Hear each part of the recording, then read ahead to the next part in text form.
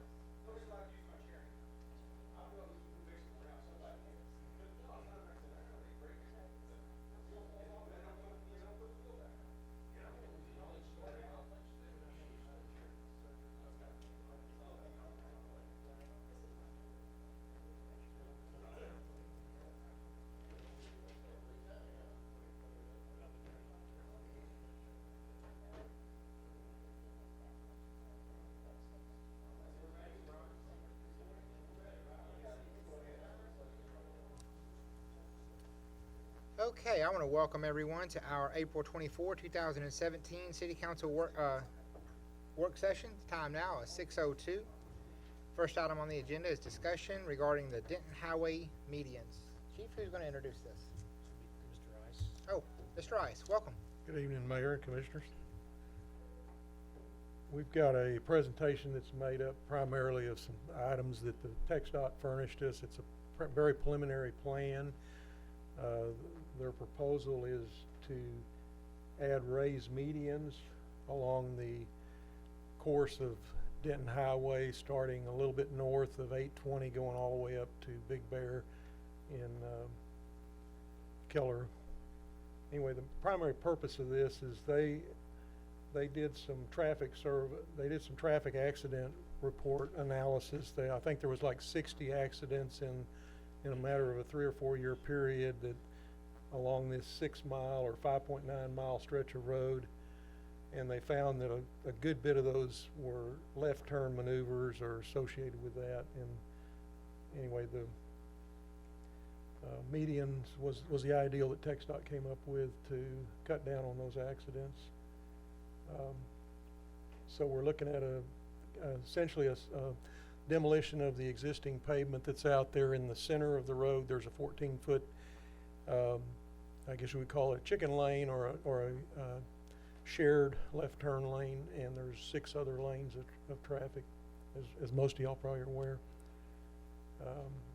As I'd said, there's the plan is to go in there right now. It's striped off where that center turn lane is 14 foot wide. Their proposal is just to go back in there with a 14-foot median, and then at the street intersections, of course, have brakes, and then reduce that median width down to 2 feet so that you have places for the storage on the vehicles.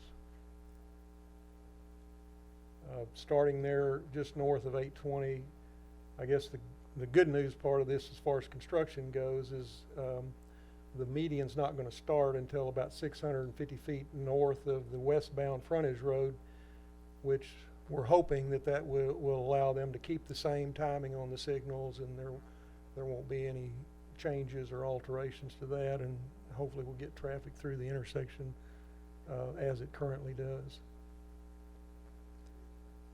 You may note one of the things that Greg and I noticed in this preliminary plan of theirs is there's not currently a opening for the North Park, entrance to North Park shown, so we'll be talking about that a little bit later in the presentation. If we move on up, you can see Bonner they've provided a tapered decel area and then a storage lane here for left turns from the southbound traffic into Bonner Street.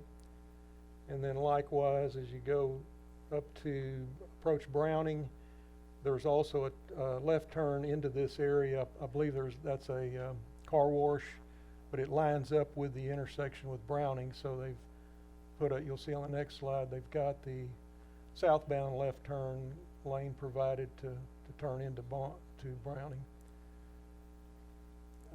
And then as you go on up here, you can see there's also, they've provided a transition and then a narrow 2-foot median and a turn lane for entrances into White Creek. Again, a concern of ours, of staff, is they don't have a provision here for southbound left turn into Twin Oaks Drive, shown in their current plan.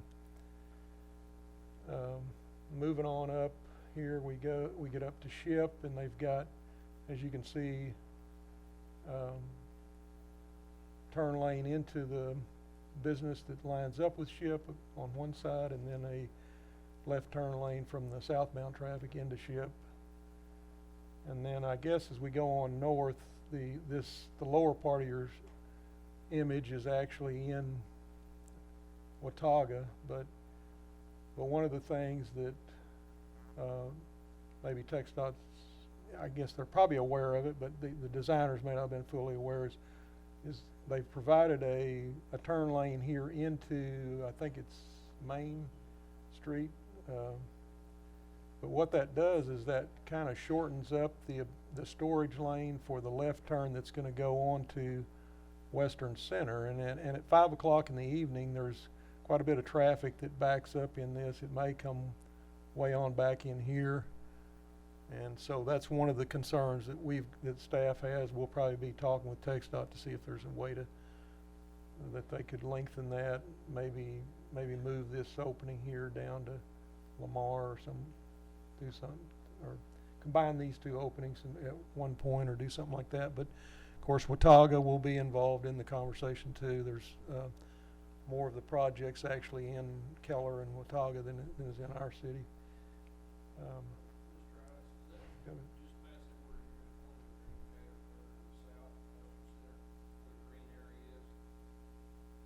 That green area, or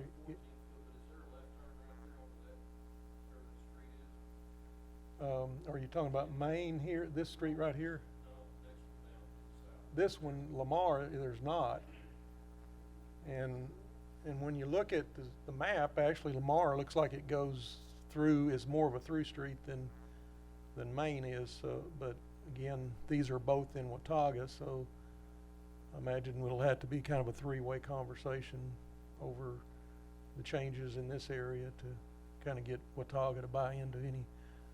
But that's what we're recommending then, would be more into ingress, egress, or I guess ingress into Lamar and not into Main Street. Well, it might help them, obviously you could put a dual left turn here to deal with the 5 o'clock traffic in this area, but we're anticipating that there's going to be some, it may be a short interval of time, but there may be some evenings where the traffic stacks up in here and actually would back up into this lane and block the flow on the inside lane. So that would be an option to maybe try to shift that this turn lane here, to shift it on down another block or something would help a lot with that problem, in my opinion. But TxDOT's got the final call on all this, of course, in their right of way, but they're pretty reasonable to hopefully good suggestions. But that's what we would recommend then, right? That's what we're hoping to propose to TxDOT, that they look at maybe coming up with some kind of plan to provide a little more storage in that could be double left or something other. If there's more people trying to make a left or an equal amount of people trying to make a left as go straight, then they may only need 2 lanes straight and 2 lanes go left there. They'll look at different. They can look at different options, because you do have 2 lanes over here that they can turn into when you make that left. So they can explore a few different options there to deal with that. They just may not. The guys that put these plans together may not have been familiar with the 5 o'clock traffic at that intersection quite as much as we are. Okay, but it's our position to push towards gaining more storage some way there to make sure that's not a. Thank you, Mr. Fowler. Are there any other questions from the council for Mr. Ice? got there's a that just depicting that typical section, as I mentioned earlier, there's 6 lanes, and then that center lane there, they would be putting that raised median grass-covered island in the middle there. Then this one's I don't know how well you can see that, they're trying to depict in the turn lane areas, of course, you're gonna have a 2-foot wide median either to the right of the center or to the left of center, depending on whether you're northbound or southbound. And, we looked at the crash data that TxDOT provided us. We still had some questions about it, but looking through the data, it appeared that about a third of the crashes are associated with left turn maneuvers and may be able to either be reduced or prevented. As you notice there, one of the I've sent a request to TxDOT asking them to clarify a little bit on exactly when the data collection period started and when it ended, because if you notice there in 2014 they showed or gave us 0 crashes. I don't know if that was they didn't get reports or they didn't get the data collected, or if if that's just the way it really is. But so we've asked for clarification on that from TxDOT. Haven't gotten a Councilmember Gray? response. Can we get the volume of cars that are running through there so we can Total compare? volume? Yeah, the total volume. So I'm looking at Sure.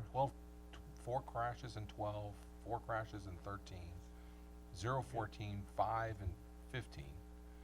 And it's like, what's the volume? Because what's it going to be? You know, I know TxDOT's paying for this, I'm guessing, but we're going to be Yes. disrupted with their construction. And so, Right. you know, how much is this going to cost? You know, anybody have any Yeah. idea? Is this, Give this. huh? I know, that's what I'm saying. It's cost, because looking at can get you- economically, I don't see a lot of need for it. We can get you the ADTs, the average daily traffic volumes. Right now, TxDOT, I guess I've found some money to do some safety improvements, and internally they thought this would be based on the crash analysis for the whole corridor. They thought this might be a good application. Presently, it's just in the concept, do we want to do it stage? And so they've sent, similar to what you see here for Haltom City, they've sent similar exhibits to both Keller and Watauga.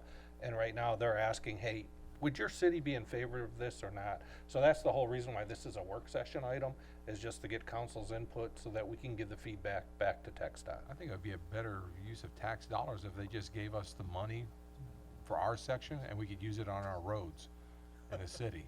You know, because I don't see any benefit whatsoever. I know it's state funds, but it seems kind of ridiculous. The way a lot of the federal funds, which eventually get trickled down to the state and sometimes get trickled down to us, is they have very specific funding categories, and sometimes the funding can only be used for safety improvements. I know, but it's Frustrating. Yeah, it's exactly why bureaucracies are awful. All right, thank you. Thank you, Councilmember Gray. To help answer a few more of what your questions were earlier, the whole project is like 5.9 miles long, and the cost they've got is, again, just a preliminary estimate, is 3.4 million, and our segment of it's 1.3 or something in the neighborhood of 22% of that total project is in our city. Thank you.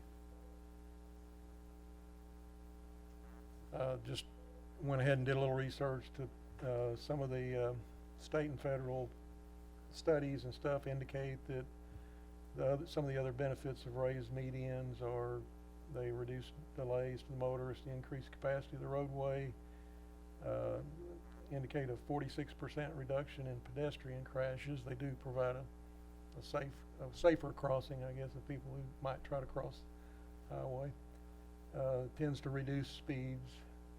It's also provides an area to landscape, provides space for additional roadway lighting, which of course improves safety, and then provides also space for supplemental signage. So if you've got a 3-lane deal, you know, sometimes your inside travelers can't see those signs that are blocked from view by the other on the outside of the roadway. Councilmember Fowler, do you have a question on that? Yeah, I just kind of have to to, agree with Councilmember Grow. I mean, of course you wanna prevent any accidents you can, but with the volume of traffic through there and it's gonna continue to get more congested, I don't see where it would benefit, you know, I don't see where it would help traffic when you're virtually taking a lane away. You know, of course, I'm not a traffic engineer, but for that amount of money, I would sure think that there's some other projects that they could, you know, maybe undertake. You know, that we have a lot of 377 that, you know, Belknap and all that. We have plenty of places for some, if they need to, you know, look for another project, we might. I don't know that this is one that I have to tend to agree. I don't know that it makes a lot of sense, but, you know, they're gonna do what they're gonna do, but it's our money. As we'd mentioned earlier, we talked about the fact that they had not indicated some of the median openings we felt like would probably be necessary. So staff's got concerns about how they're gonna determine where these median openings will be, maybe some supplemental or additional ones. Also, we've been told by some of the TxDOT staff that of course the TxDOT will be taking care of the maintenance of the medians. We want to get that confirmed, I guess, from higher levels. We mentioned earlier about the storage for the left turn onto Watauga Road. And then I think you all have already touched on the fact that, you know, during the construction, you know, there will be some delays to traffic because they're going to be having to do some lane closures, I'm sure, to get these new curbs and stuff built. So TxDOT's, of course, is not asking the city to fund any of this, but they are requesting that, you know, that each city acknowledge their support of the project. City Keller and Watauga, they've indicated do support the project. Is this an all or At the nothing? first Do they meeting. need support from all the cities or just? Well, I asked that question, actually, I sent that back, and the answer that I got was that, well, when and if that occurs, that the Fort Worth district would have to make that call or make that decision if they would do it in segments or whether they had needed to have all three cities in concourse there. But what we were told is if there is, I guess you could say, good coordination with the cities and stuff, that their target date for taking bids on the work would be January 2018, which we would think that construction could start as early as March. It's a long project, so we don't know obviously where the construction would start. The entire project they're estimating to be 12 to 14 months, but again, if our part is 22%, it could be that our duration of the construction will be a lot shorter if they have the contract documents set up where they do it in segments or. You know, my concern if we chose not to support this is, you know, aesthetics. If Watauga, just north of us, chose, if they do participate in it, and we don't, you know, just south of, what is that, Watauga Road, we will go from, you know, a median, you know, thoroughfare to one that's not. I'm not saying we should or we shouldn't, but my concern is that aesthetics, I think having the consistency, and I understand where you're coming from, but at the end of the day, I also hate to turn away money as well. If it were a choice between this or Belknap, 28th Street, then I would say let's look at those other corridors, but they're targeting specifically this corridor here. So me personally, I mean, I would certainly be in favor of it. Oh, okay, I'm just concerned who's gonna, you know, the vegetation that they put in these medians, who takes ownership of that? Well, the initial response we've gotten is that it's going to be grass and that they're going to do the maintenance of it. So they're gonna That's water why it we and said we'd like to get some, you know, upper level confirmation that So the maintenance will be we'll be there. responsible for watering it and, Due to the width only being 14 feet, I strongly discourage them from even considering grass for that very reason. yeah. And even no still, aggregate. if they did irrigate it to maintain it, you would have to park a vehicle in that 14-foot area, and that's not going to be a comfortable feeling when you're mowing, edging, when the speed limit on the adjoining traffic's 45 miles an hour. So for those reasons, we asked TxDOT to reconsider that if we go ahead and you know, decide that this is something we want to do, and they had indicated that they would reconsider, but again, they have not committed to anything as of yet. I'm just, okay, thank you. Yeah, the transition areas in the narrower, of course, would be stamped concrete or some pavers or something. Even they had already said they wouldn't put grass in those areas. Mr. Fowler? Are you still on, Mr. Rice? Well, I was just gonna finish up this last slide, or two. Well, I mean, I just don't understand how that project's, how long's it been complete? 2 years? Where the interchange off 820 and all, hasn't even been that, has it? Where they've done all the improvements at You're talking about the 820 820 intersection and part of Highway, it and everything. Right, it's been, since, I guess it's been about 2 years since we normalized the. I don't get how these guys can't forecast any better than that, and then they come back and they have to, I mean, it's not like they, didn't know what the traffic count was gonna be, and that, I just don't understand when they constructed the thing in the first place, why they wouldn't spend the money then. And then this is in my opinion, a perfect example of waste of taxpayers' money. I understand it's a safety project and they can mask it and cover it up like that, but there's no reason that the state can't, it doesn't do a better job forecasting and knowing what their traffic counts are and knowing that they're gonna have, if they're gonna have some potential. Those guys should be pretty smart up there and they should know that, so, I'd have a problem with any of us, going along with it if it's not, especially with the few of accidents with the volume of traffic that that occurs up there, and I'd hate for anyone to have an accident, but I mean, good Lord, you would think that they'd figured that out before they ever got into this. And I guess we don't know where those 4 accidents, 5 accidents occurred. It could've been in anywhere from Haltom City all the way up to Keller. Well, they gave us some mile marker numbers, and looking at those, they're just kind of scattered through that stretch there. Okay. I'm not saying they're perfectly evenly distributed, No, but but, okay, they're but not it concentrated. encompasses the 3 cities that we're talking about for this project. Oh, for the others, Yeah, those well, 5 accidents. our accident, there were like total of 60 for all 6 miles or something accidents, Okay. and 13 of those were ours.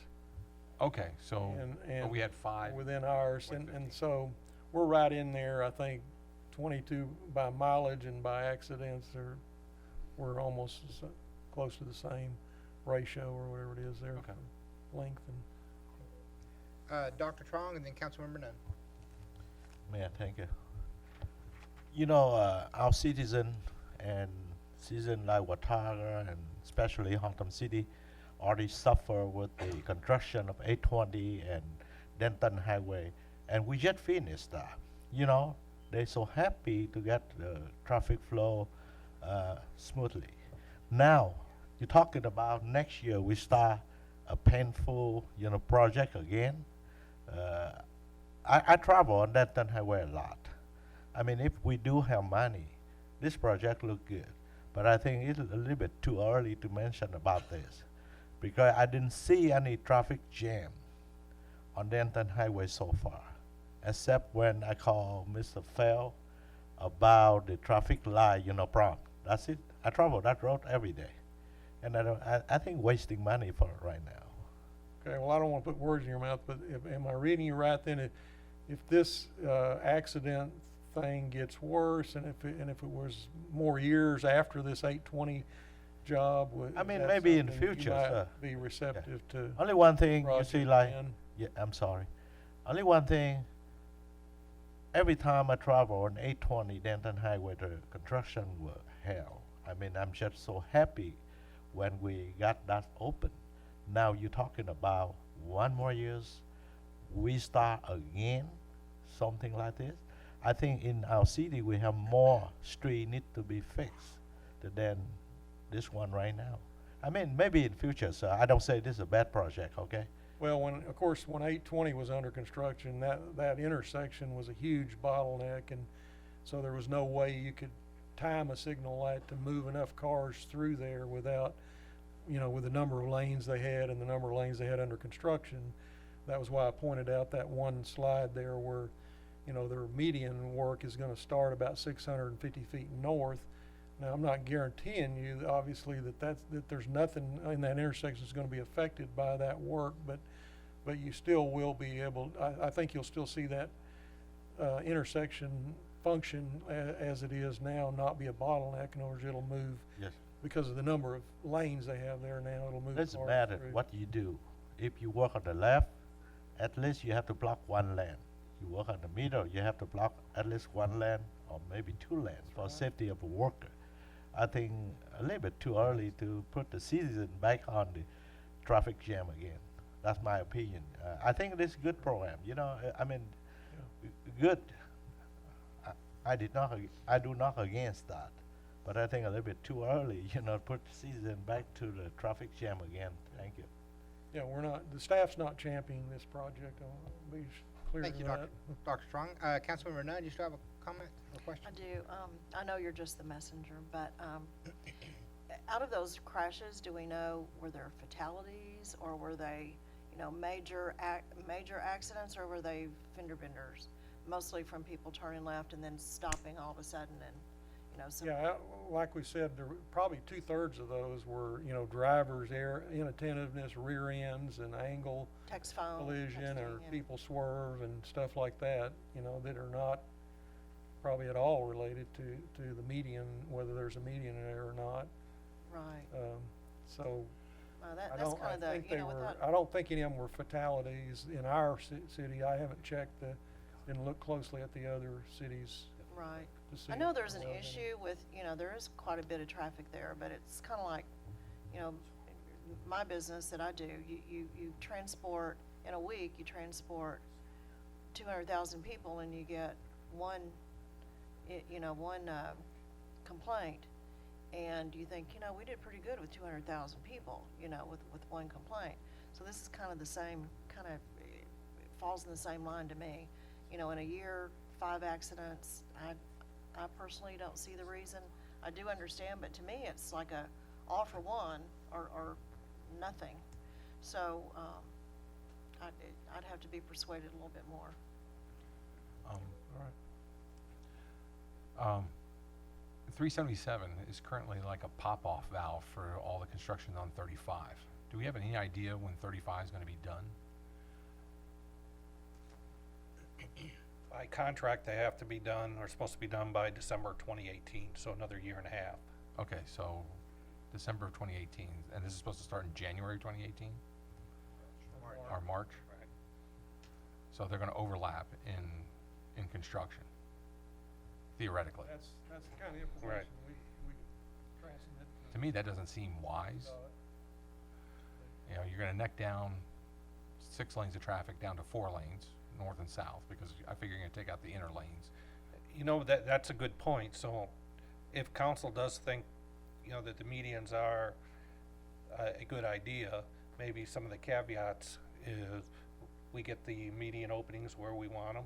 And because of the ongoing construction on 35, and being that it's not forecasted to be complete till December of 2018, that this project, not go out for bid until January 2019, something along those lines. If That makes sense to me, because I think this thing is a waste of complete money. They should just, if they want to do something, they just get those concrete dividers and just drop them all the way up north. That would be done in 3 weeks. But but thank you. Thank you, Councilmember Grove. One question that I have is, when you say staff recommendations, did the police and fire department, do they have input in this as well, or? They have not reviewed it to my knowledge.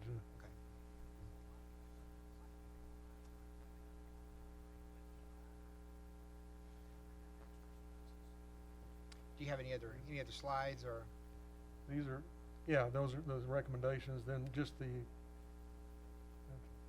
ready to go back to. Okay.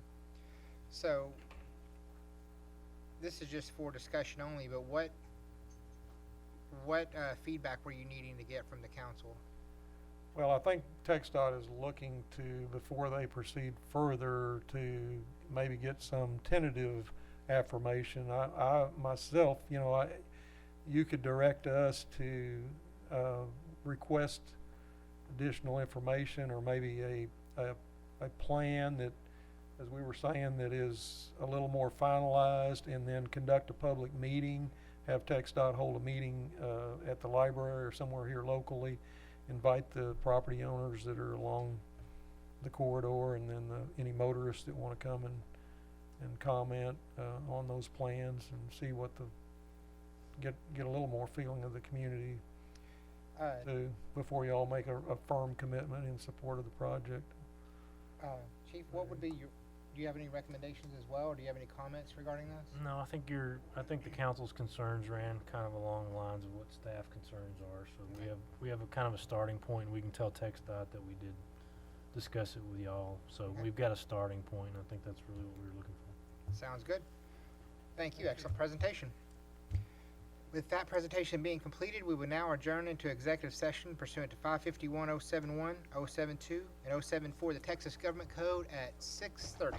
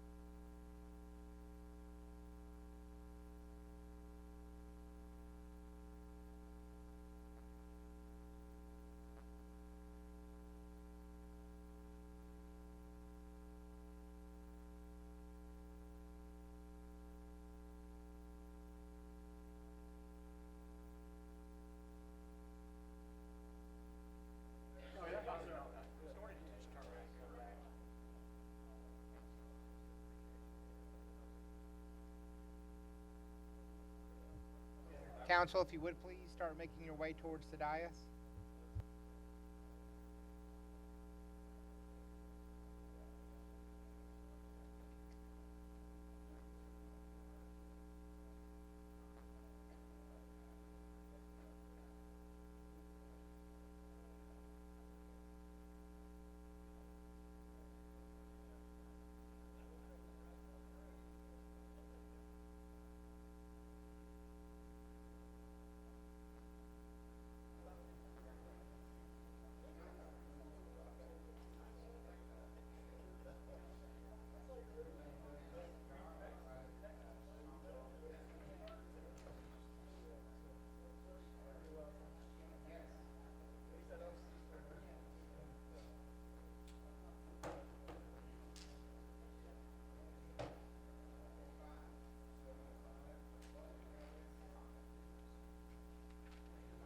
I was in the parking lot.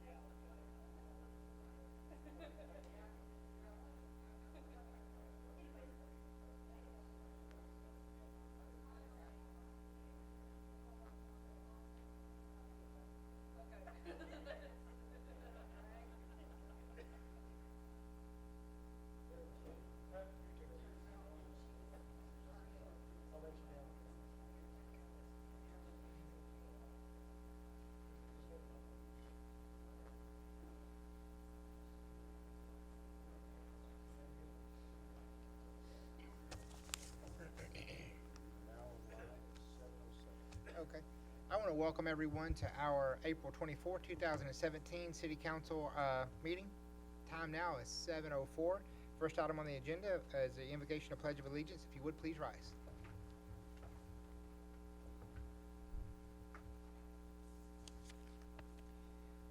Dear Heavenly Father, we thank you for the opportunity to meet here this evening in a free nation.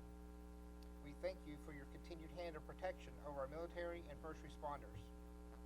Father, we ask that you be with them while they're away, bring them home safely, provide comfort to their families. Father, we ask that you give us the wisdom in our decisions made this evening, and that they are beneficial to our community. We ask these in Jesus' name. Amen.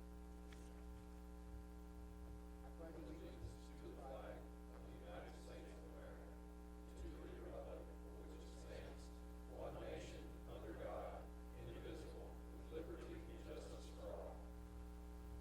Honor the Texas flag. I pledge allegiance to thee, Texas, one state, under God, one and indivisible. I completely forgot about that.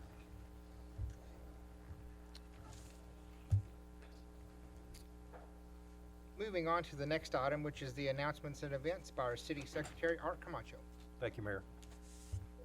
The announcements for April 24th are the Public Library, the Storytime GED classes, Super Science Saturdays, bilingual storytime and coloring, and cookies for grown-ups, and family movie night activities are all listed on the library's website for the dates and times.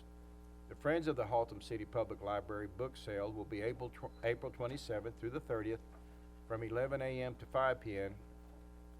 While supplies last. They are also having sing-along afternoons, so you can come over and sing along to your favorite musicals.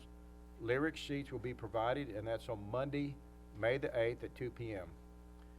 Ladies' Night Out will be Saturday, August the 12th from 5:30 to 9:30, and if you purchase a ticket by June 17th, the price is $39. After June 17th, the price goes up to $45.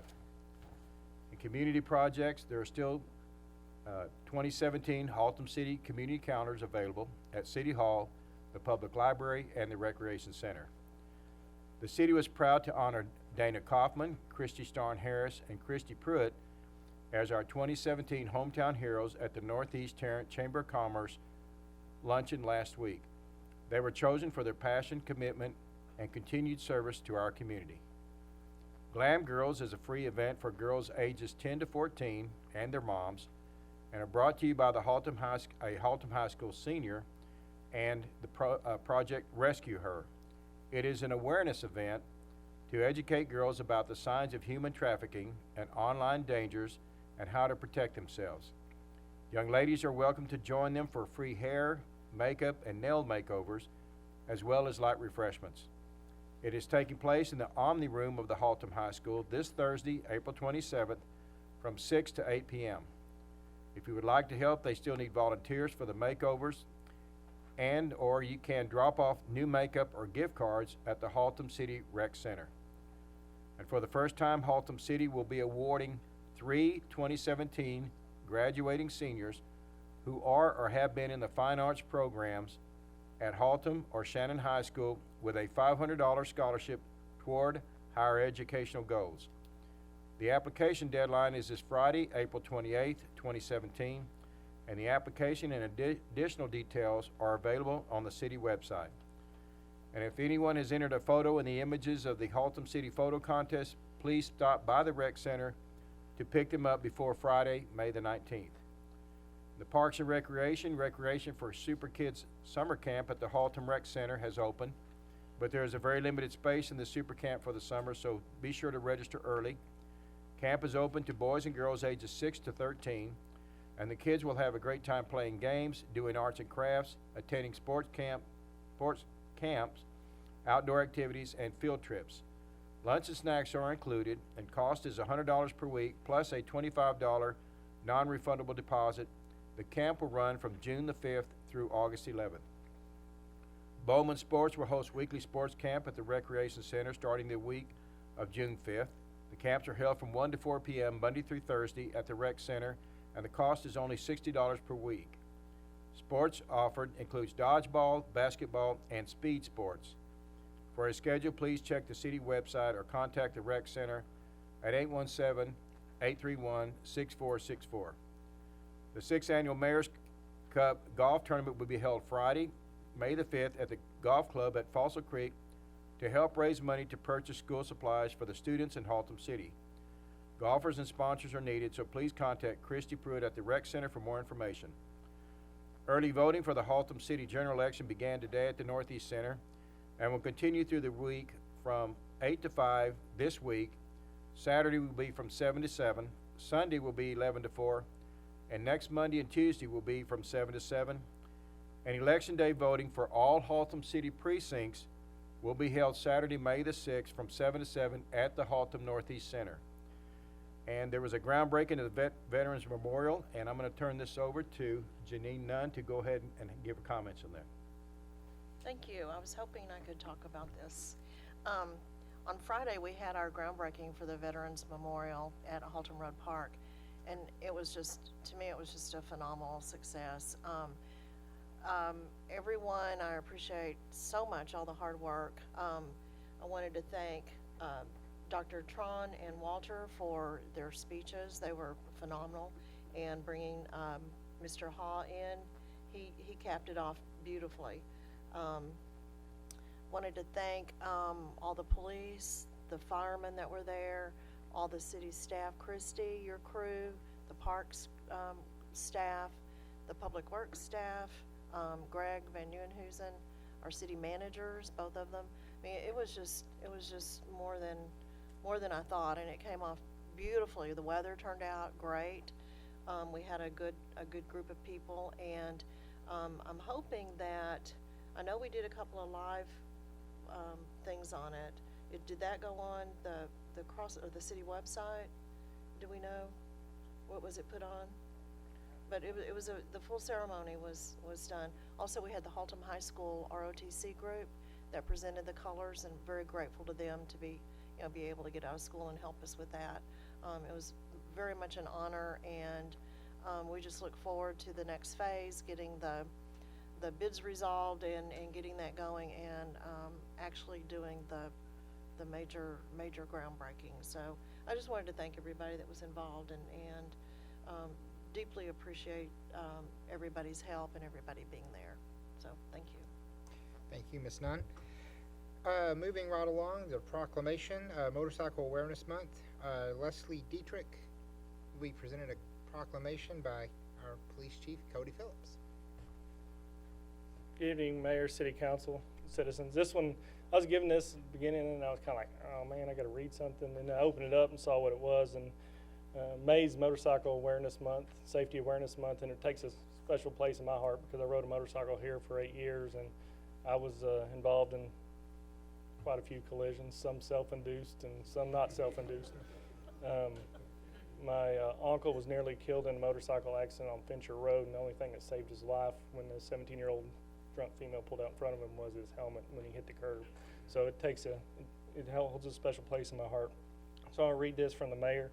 It's a proclamation for Motorcycle Awareness Month. Whereas today's society is finding more citizens involved in motorcycling on the roads of our country, and motorcyclists are roughly unprotected and therefore more prone to injury or death in a crash than any other vehicle drivers. And campaigns have helped inform riders and motorists alike on motorcycle safety issues to reduce motorcycle-related risk, injuries, and most all, fatalities.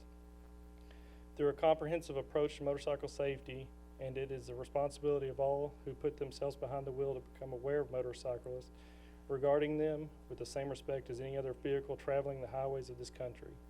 And it is the responsibility of riders and motorists alike to obey all traffic laws and safety rules.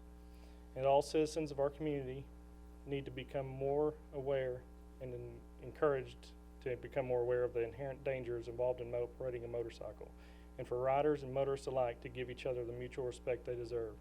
Now therefore, I, David Averett, Mayor of the City of Haltom City, Texas, do hereby proclaim the month of May as Motorcycle Safety and Awareness Month in Haltom City, and I urge all residents to do their part to increase safety and community awareness.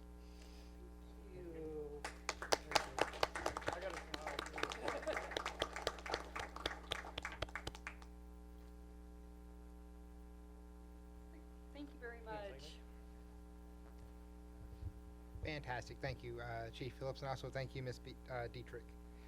Moving on to our 2017 crime statistics. Again, Chief Phillips. Again, good evening, Mayor, City Council, City Manager. How are you tonight, sir?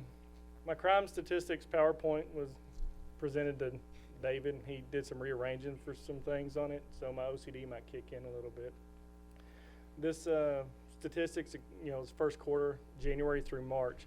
As I told you last quarter, our robberies were going to be extremely spiked this quarter, and it's evident in the numbers that you'll see in a little bit. And I was dreading coming here because of those numbers, but last Friday we had a very successful apprehension that's going to link and pretty much clear up most of the robberies, a bunch of the burglaries, and some ag assaults, all within one little group of people, and I'll talk about that when I get to it. Again, this is based on UCR, which is Uniform Crime Reporting.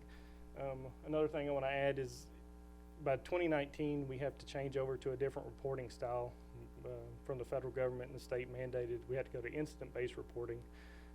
UCR uses a hierarchical type system, so it only takes the most severe case or charge out of all of them and counts those, where IBR takes everything into account. So when to actually implement that, the numbers are going to go up just a little bit, but it's going to show a more accurate reflection of what's going on in the community. The shared services, North Richland Hills, Watauga, Richland Hills, and us, we applied for a grant. We were awarded that grant, so all the system transformation and software is all covered by that grant to go to IBR, and that should take place in June of this year. First quarter stats, pretty much run in line with what we have been the last few years, about 10,000 calls for service. We were down 12% from the year before. This takes into account all the Part 1 offenses, all the robberies, rapes, and all that stuff that we were talking about in the first one. We'll get to the nuts and bolts of it here in a second. No murders this year or last year. The rapes were down quarter to quarter 17%, but they were up 100%. That is taking into account there are no unknown suspects. one of the rapes actually resulted in 2 aggravated assaults.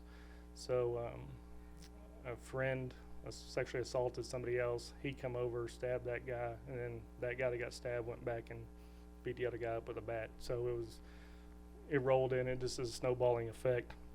There was 3 that were arrested, 3 known offenders that actually had warrants signed and arrested already. One was a mentally handicapped person that admitted to lying about it later, and then one was a juvenile that ended up lying about it later also. And here's the fun part. Quarter to quarter, like I said, we were up 73% in 19. Like I said last time, the major ones are going to be in District 1, which is right there off 28th and Eden in that area, that gas station right there. And then District 3, which is Cowboys, and then Smiley's right down here off Broadway. It was a routine, it was almost a daily thing that they were doing. We took variety of options. We thought outside the box and did some creative things to try to catch these people. We had one last Tuesday. We have a device where we put it in.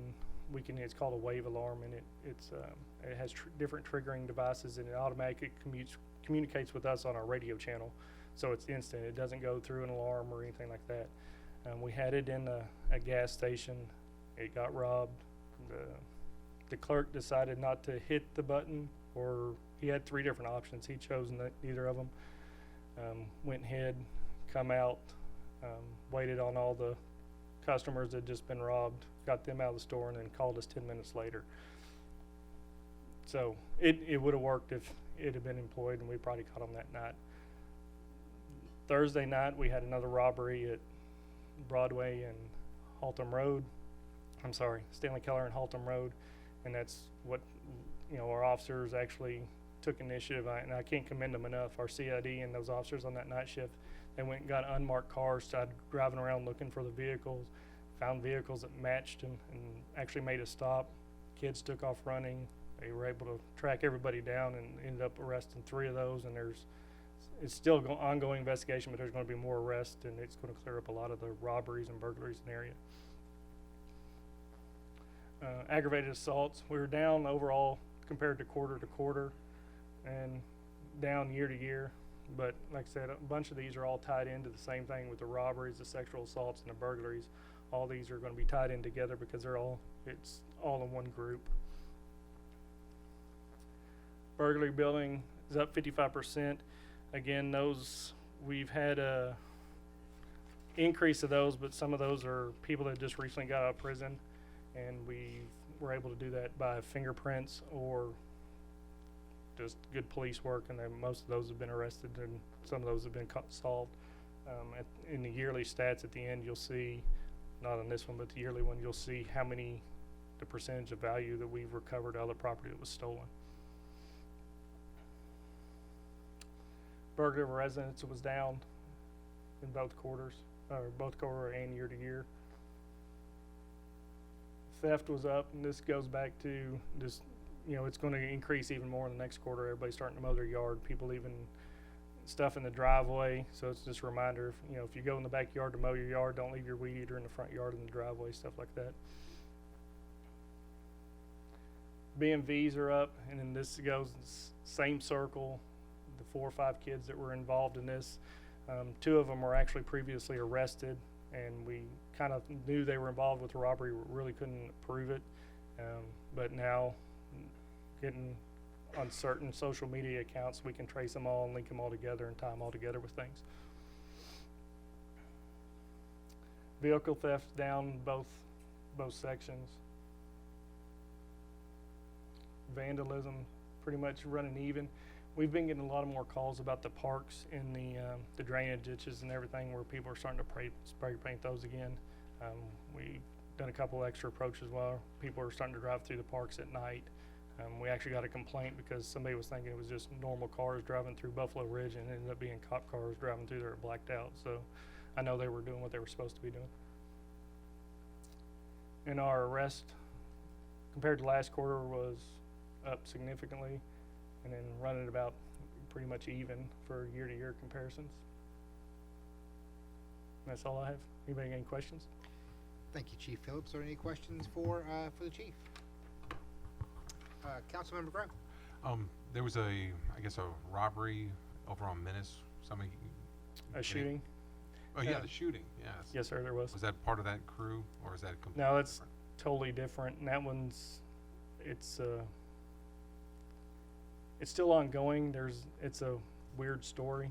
Okay, and we're not getting the truth, you know, I there's, figured there's three that's- sides to the story, their side, his side, and the truth, and Yeah. we're still trying to find the truth. Okay, thank you.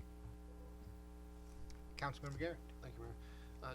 Chief, do you know approximately how many, I guess, households or residences in the city have alarm systems that are active? I do not know offhand, but we just redid it. We've been dealing with our alarm registering company, Oh, and we put that out on Facebook again we have to depend on those people to actually register the alarms with the city, so it depends on them, so for us to know how many there are. right, But we respond whether they're registered or not to the city and deal with the sure. aftermarket later. How many times do you, other than false alarm, I know there are false alarms out there, but I mean, do the alarms help you guys, or? The alarms, I can compare it to like a radar detector. It's gonna go off, you're already caught.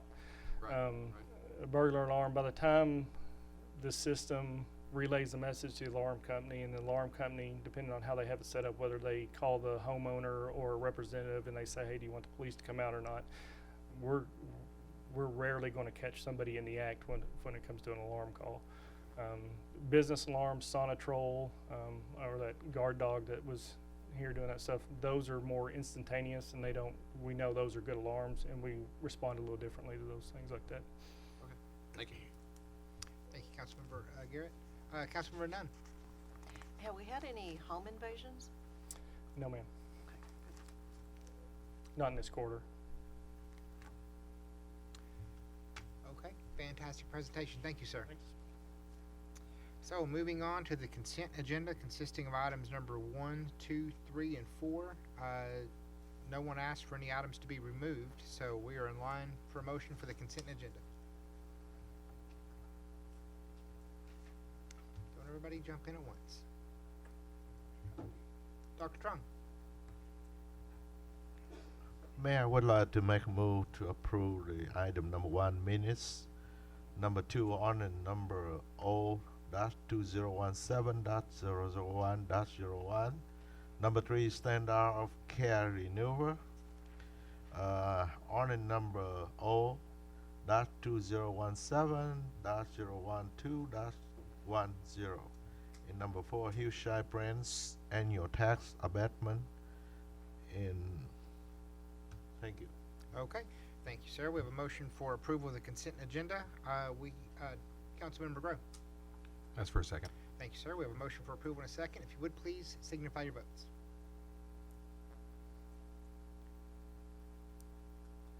Motion passes unanimously. Thank you, council. Moving on to agenda item number 5 in our regular agenda, ordinance number O-2017-014-15. Mr. French. There he is.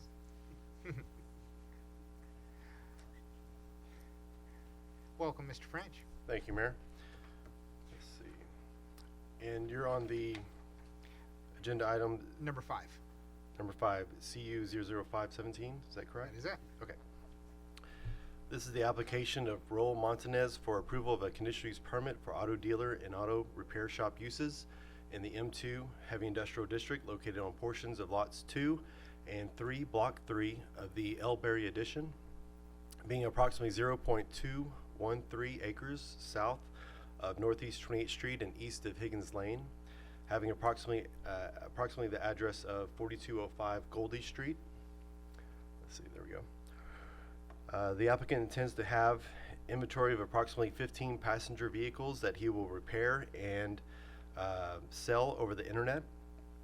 On April 11th, 2017, the P&Z recommended approval of CU 00517 by a vote of 4 in favor, none opposed.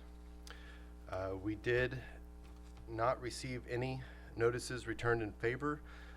We received one notice in opposition or having objections, and that was from Artemio Orozco at 2105 Oakwood Street.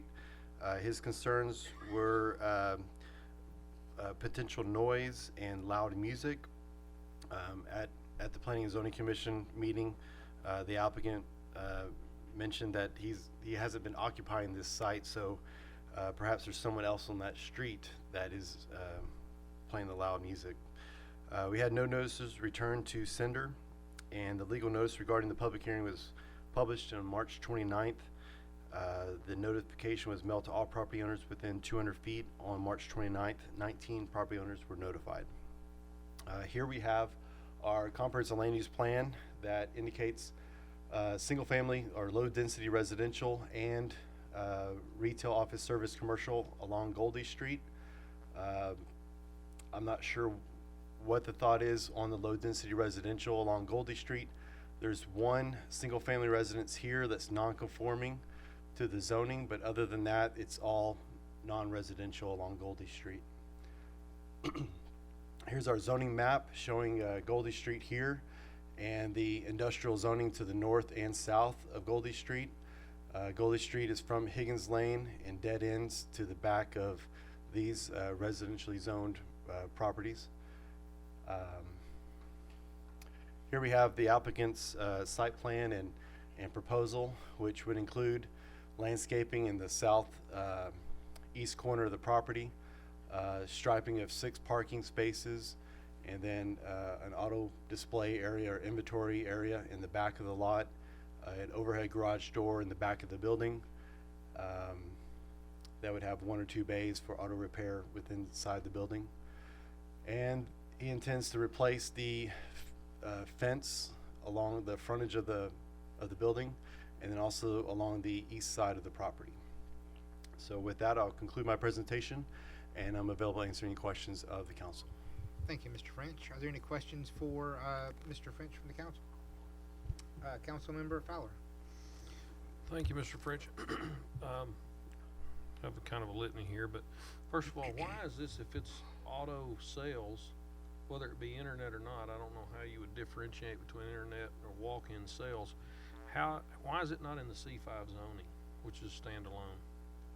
That would be an option to rezone to C5. However, the C5 doesn't allow the auto repair, and so the applicant's gone through the conditional use permit request process, which is allowed for the existing M2 zoning to have auto repair and auto dealer.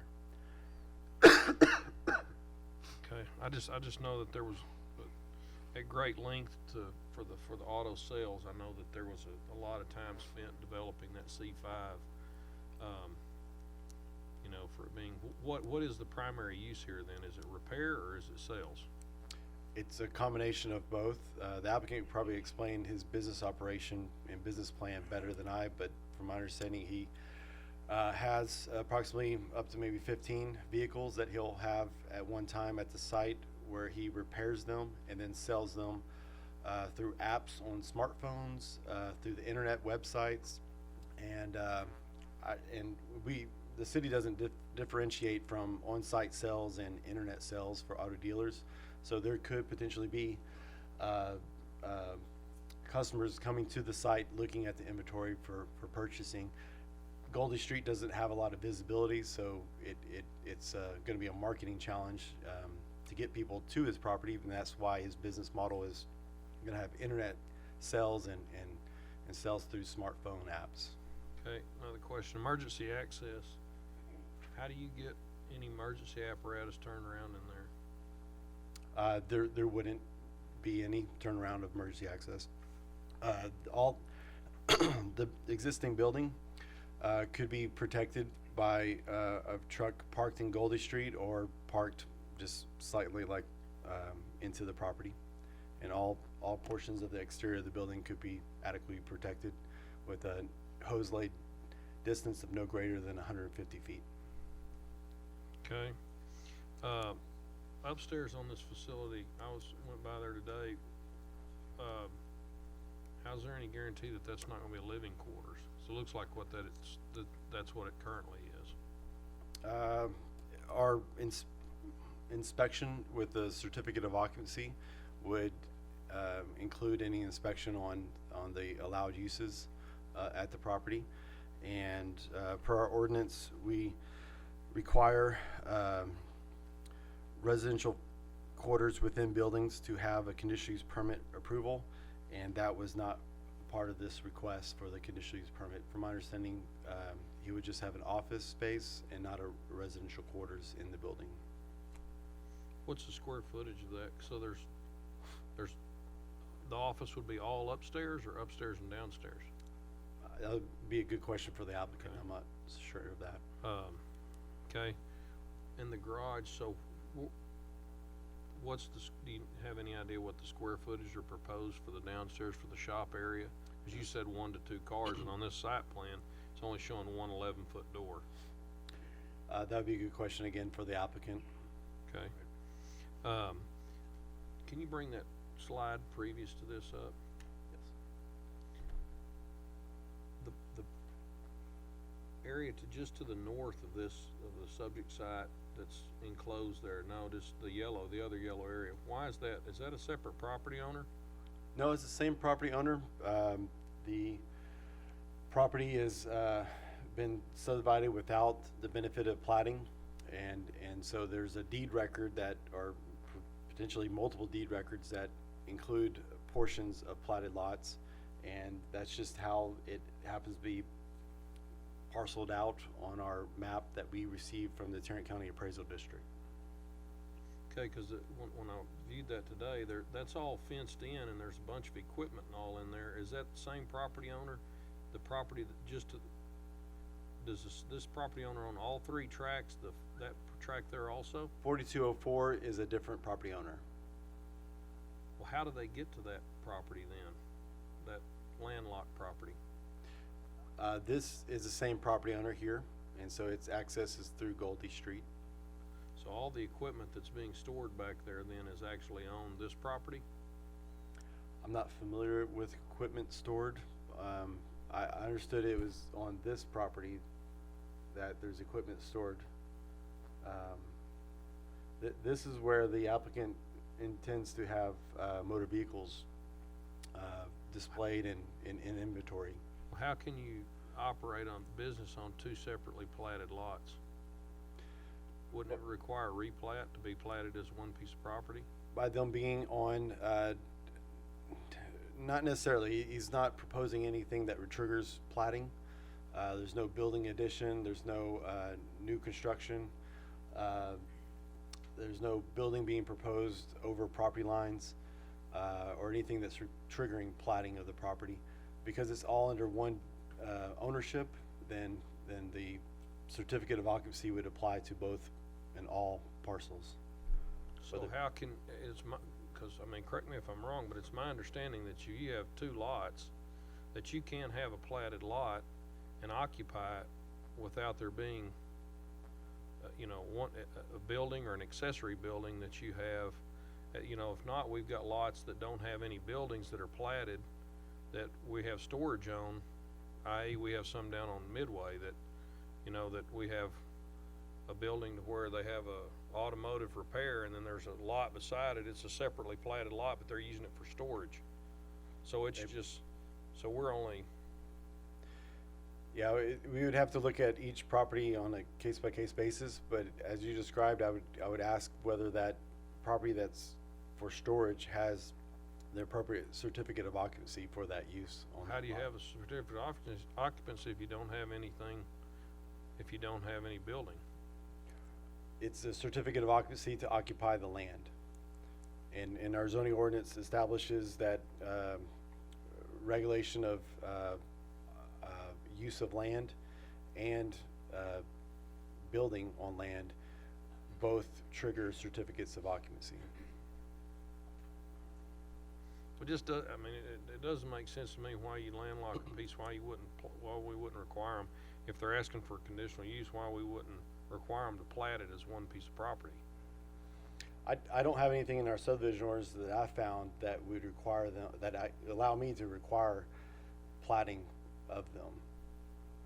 Okay, so if you have a lot then in Haltom City, you can put storage on it. Again, as we long have as to you look get at a CO. each case by case, because there may be other things that we're not bringing to the discussion on those other properties. But in regards to this specific property, I do not see a way that we can legally require them to plat the property.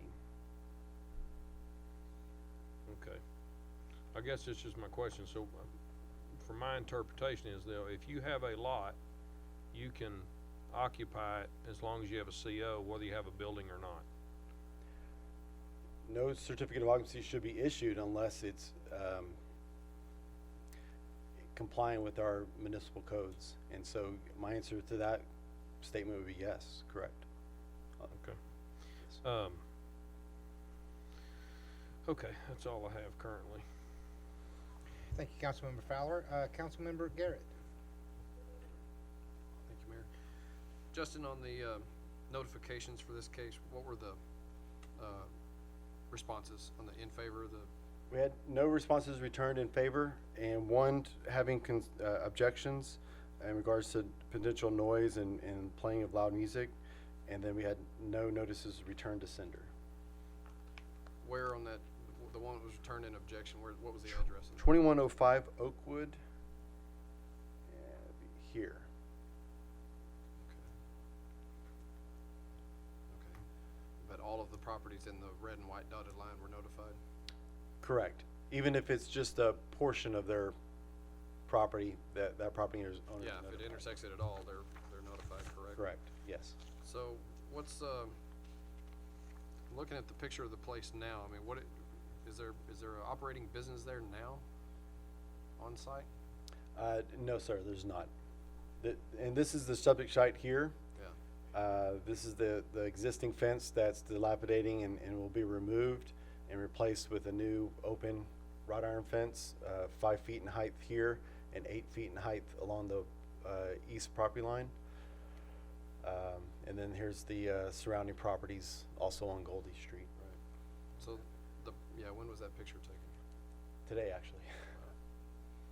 Um, In your packet, I have an image from Google Street View, and this property owner has done substantial cleanup of the property since. It doesn't look like that. Google Street. Correct. And when I was there, I believe it was this property owner here, or the resident of this residence here, mentioned that Mr. Montanez has done a lot to improve the property, and he welcomed his business there. So what steps, walk us through, for those of us that don't know, what steps would have to be taken before that, if we were to approve it, as far as building codes and the improvements that you're discussing and that sort of thing, what would have to be completed before they'd be allowed to? Sure, and I can just speak on the exterior. The interior wouldn't, we wouldn't do an inspection of that until after they apply for a certificate of occupancy, and we come up with a list of anything that may be required for the interior. But for the exterior, let's see, there is an existing area here that's currently gravel, and along the frontage it would be removed and replaced with a mulch bed with 4 shrubs, and then the rest would be paved. And then this is existing paving. This is existing paving in the back. The parking spaces would have to be striped that are not presently striped, and the fencing, as explained along here and the east property line, would have to be installed. And all that's per code? All that would be per the ordinance that you're considering tonight. Right. And for the internal, when you're speaking of that, I mean, that would go through the building official's office, is that correct? The inspection, or? Right, well, before we issue a CO, we're gonna make sure that building's up to code and all that Correct. Before we issue the certificate of occupancy, we would inspect that all these conditional use permit items are in place. internally and externally. Correct. Anything that comes up internally would also have to be addressed before we would issue the certificate of occupancy. Okay. Sorry. Thank you, Councilmember Garrett. Councilmember Nunn. Thank you, Mayor. Have a couple of questions. It appears that there's just one bay area, correct? One pull-in bay area. At the Planning and Zoning Commission meeting, the applicant mentioned that there may be 1 or 2 cars that he would work on, and And so that would be a good question for the applicant to clarify, because I have not been in the building and I don't have a floor plan of the building. Okay. And then, I noticed too, that area where the cars are going to be, positioned back there on display, that's going to be concrete and not asphalt, correct? There is existing asphalt in front of the building here, existing gravel to be replaced with pavement here, and then in the back is existing concrete. It's existing. Correct. Okay. All right, and, I guess another concern I have, and I guess it's not that big of a deal, but the width of the actual, the width of the property, and then having you've got two, parking spots right before your office, and then you've got two way over in the corner there. Looks like, and then you've got your gate. Seems like it's kind of a tight squeeze for that number 3 and number 4 parking, where you'd have to pull up and back in, possibly. That's correct. And this site plan is not to scale, so it may be a little bit more than what's depicted here. But the width of the lot is 62 feet according to the survey that was provided. And I don't know that this applicant in his current business plan would actually need 6 parking spaces. But that's per our ordinance that he's required to have 6 parking spaces. And so in order to adequately plan for those parking spaces, this is a plan that we worked on together, and I was okay with. However, these parking spaces, one of these or 2 of them could be moved into the back area somewhere. I think that's something that the applicant would be fine with. Okay, and I see that number 6 space, that would need to go away if you're gonna have another, bay area in that. There's not, correct, but the applicant doesn't have any plans at this time for another bay door. But you There's told a me a few while ones. ago that there could be two vehicles in there.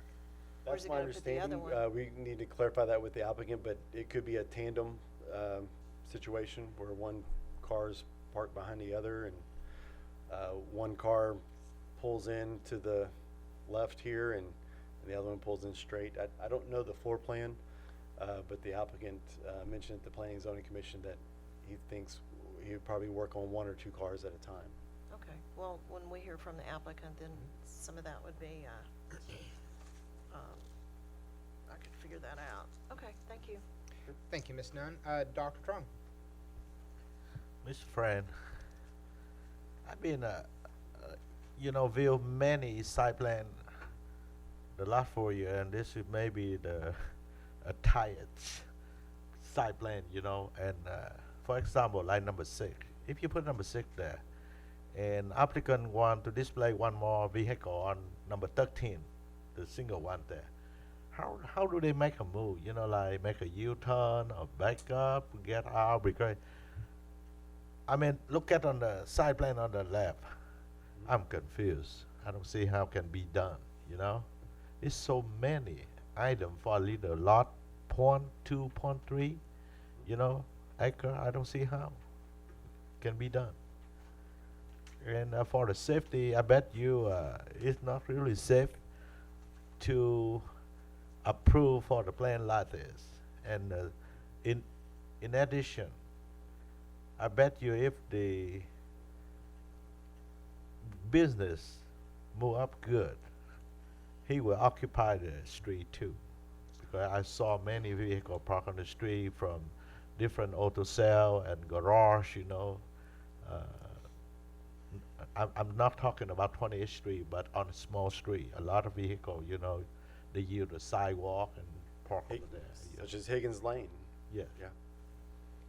Right. And this is a photo from today looking down Goldie Street.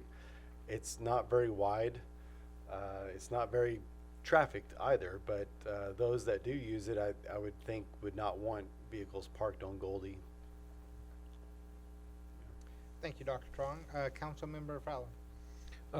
Could you go back to that site plan, Justin? And that, could I ask Ms. Batchelor, I have some questions for you, if that's all right. No, go ahead, Justin, Mr. French, I'm sorry. Stay there, I have some questions for you. First, Mr. French. If we're making assumptions, why is this even to us right now? Making assumptions? Yeah, if we're making assumptions on where they're gonna put a, you know, what I'm trying to figure out is if we're trying to approve a conditional use, which a conditional use is something that deviates from what our standard is, and can only be approved by the council, why do we not have a rock solid plan? Why do we have, you know, just like all this writing on the left? You know, I'm not trying to be critical, and I want to help everybody as much as we can, but that's not professionally done.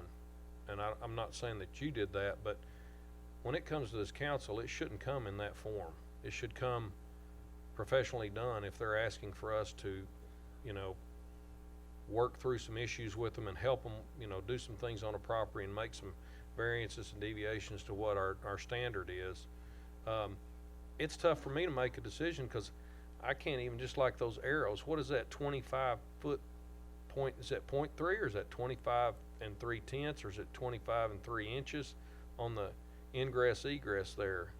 You know, is that where the gate is, or is that a fire lane, or, you know, I don't know what's going on here. I don't know what's going on, if there's going to be one bay or two, like you said. I don't know if, you know, if this is going to be a living quarters upstairs with a night watchman, which we have a provision for that, or if, you know, I don't know what all we're asking for in this. So I'm wondering why we're even at the point of having this brought before us, when it, to me, in all honesty, who prepared the one on the right?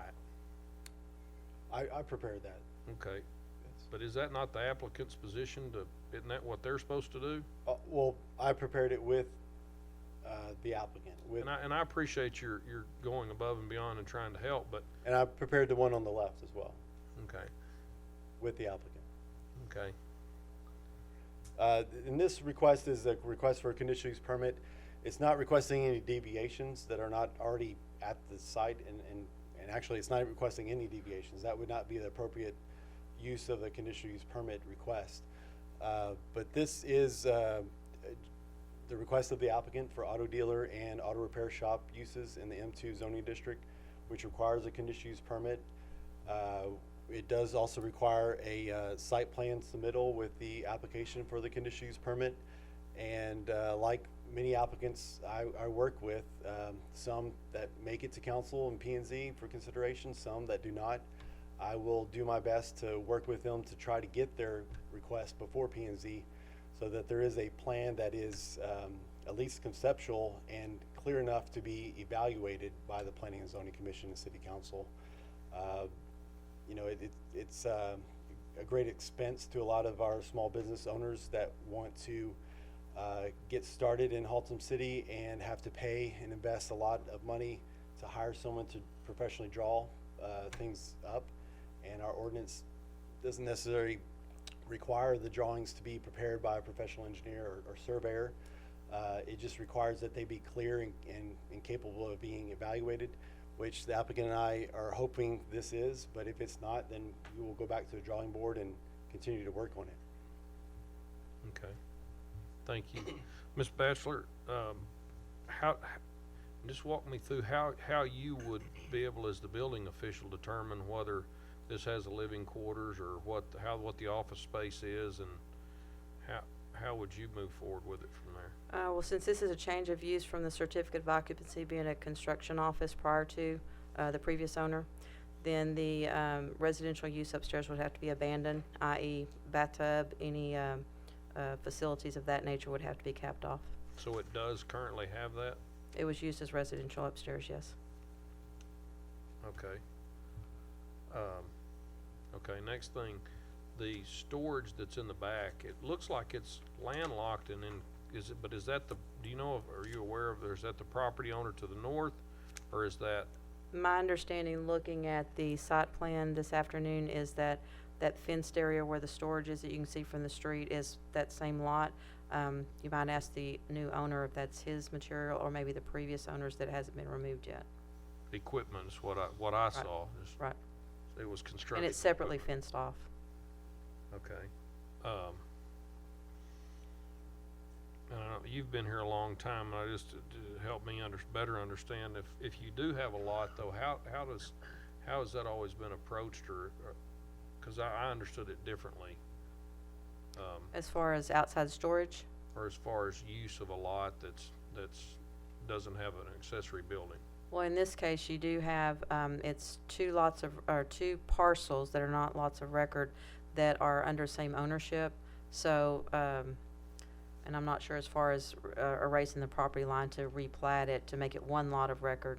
But since it's under the same ownership, you do have a structure being on the south parcel, as opposed to a vacant lot that you're familiar with over in the industrial area. Okay, but we are not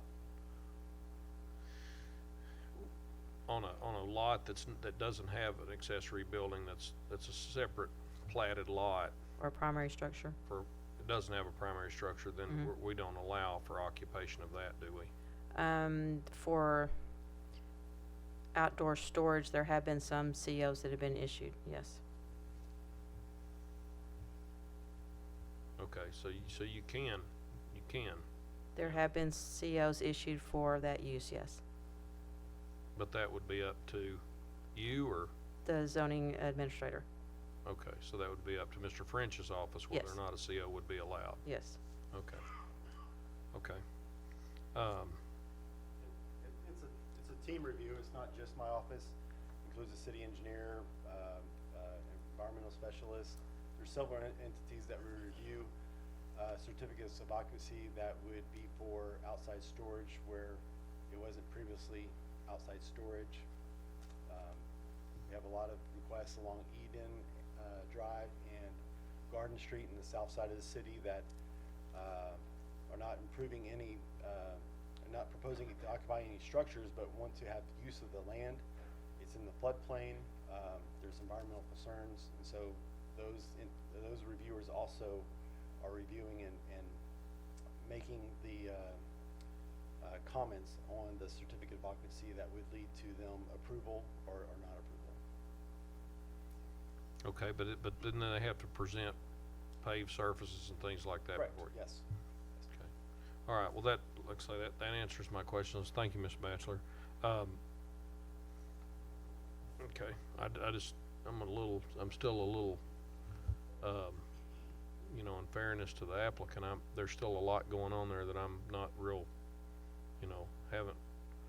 don't feel real comfortable in determining whether or not this thing should happen or not, but I have a question on why it wouldn't require C5 zoning if it's for auto sales. To me, you have to have a primary use. You can't have, you have to have one primary use on a piece of property, platted piece of property, and not multiple, but, I guess the applicant can answer that in a minute.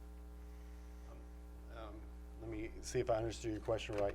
You're wondering why the request is not to the C5 zoning district? Right, or why there wasn't a rezone to C5 instead of conditional use. I understand what you're saying, because he's asking for auto repair also. Correct. The applicant is, but. And even if the applicant wasn't asking for auto repair, there is a request allowed to be submitted for a conditional use permit for auto dealer in the current zoning of M2 without rezoning to the C5 zoning district. That's presently in our ordinance today. Same thing with the M1 zoning district. Someone could request a conditional use permit for auto dealer in the M1 zoning district. The C5 zoning district doesn't require the conditional use permit. It just allows it by right. Right, but I think that was the reason, that to clarify a lot of the things and prevent a lot of this stuff from happening from past history. I think that's why the C5 was a standalone district that dealt with automobile dealers, and that was their primary. That prevented a lot of these things from people saying they were going to be a garage and then they're selling cars. So that's why they developed a C5 standalone district. Okay. Just from historical standpoint. Thank you, Mr. Mayor. Thank you, Mr. Fowler. Okay, seeing no one else, I will go ahead and now open up the public hearing at 7:58 for anyone in the audience wishing to speak regarding this agenda item.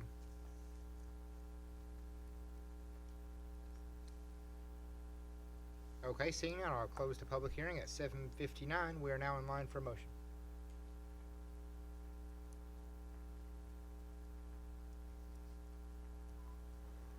Who's that? Councilmember Fowler. Mr. Mayor, I move for denial of this,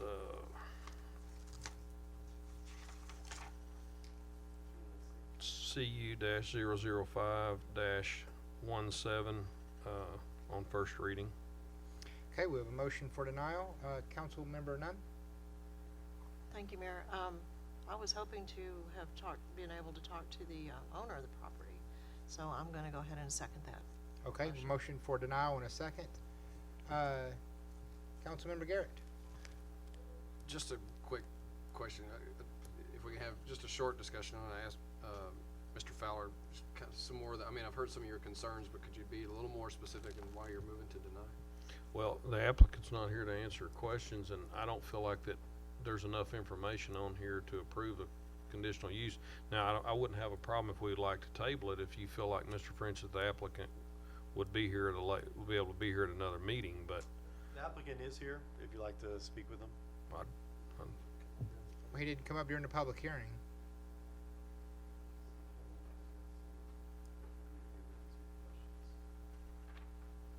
Okay, do I need to reopen the public hearing? My English is not very perfect, okay, but I'm really scared about this. So, my name is Raul Montanez. So I'm trying to about the property, and I like to. I'm in the business car, so I like that place to, to fix my cars. Not a big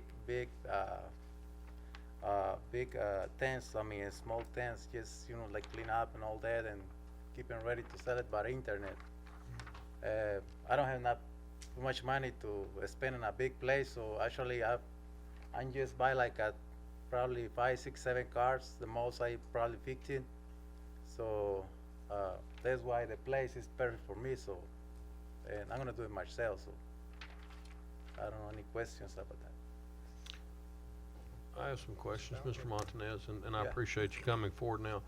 The upstairs on that was used as a residence. Are you aware that you would be required to not have any residents there and remove the plumbing, remove everything? Yeah, I do whatever they tell me to do it. So actually, I'm not gonna use that to live in there. So I live on Haltom City, so I have a house over in Haltom City too. Mm-hmm. So actually, I need the place just for an office and the shop that you see 'em on there. So I'm not use it for live. So the owner do something in the upstairs, but it's not second floor. It has like only like 5 feet. It's like a storage. So they can live. Nobody can live on the upstairs. It doesn't have no service, so it's empty. Okay. Yeah. One of the other questions was the property that there's equipment on in the back. It looked like it was fenced in or whatever. No, the equipment is not mine, so it's a fence. The owner is in front. It's on 28th Street. So the 28th Street He's property the owner. is where Yeah. that. Yes, he's the owner of that. So actually, if somebody goes over there, so there's not door to go through there. So it's a fence through there. Yeah, it looked like it, but then it looked like it was Mhm. when it was platted separately. It looked. I mean. Yeah, it's separate. So I own the equipment. So Okay, so your property stops at that fence then. The yes, back fence, the yes, chain link fence. yes, yeah. Um, Well, I'm trying. Well, you give me the permits to do that, so I'm gonna try to put a fence in there too, so to cover all that. So, yeah.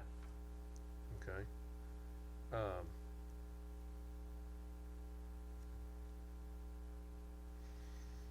it sounds like we may have a request for property that's not owned by this owner, and so that northern parcel should not be a portion with any motion to approve. If I understand the applicant correctly. Repeat that, Mr. French. My understanding, Mr. Montanez is saying that he does not own this portion of the property. And so That's news to me. I thought he did own it. This Which is, on the size concrete? yes. Yeah, I own the little space too. Yeah, but the equipment is on the other So- lot.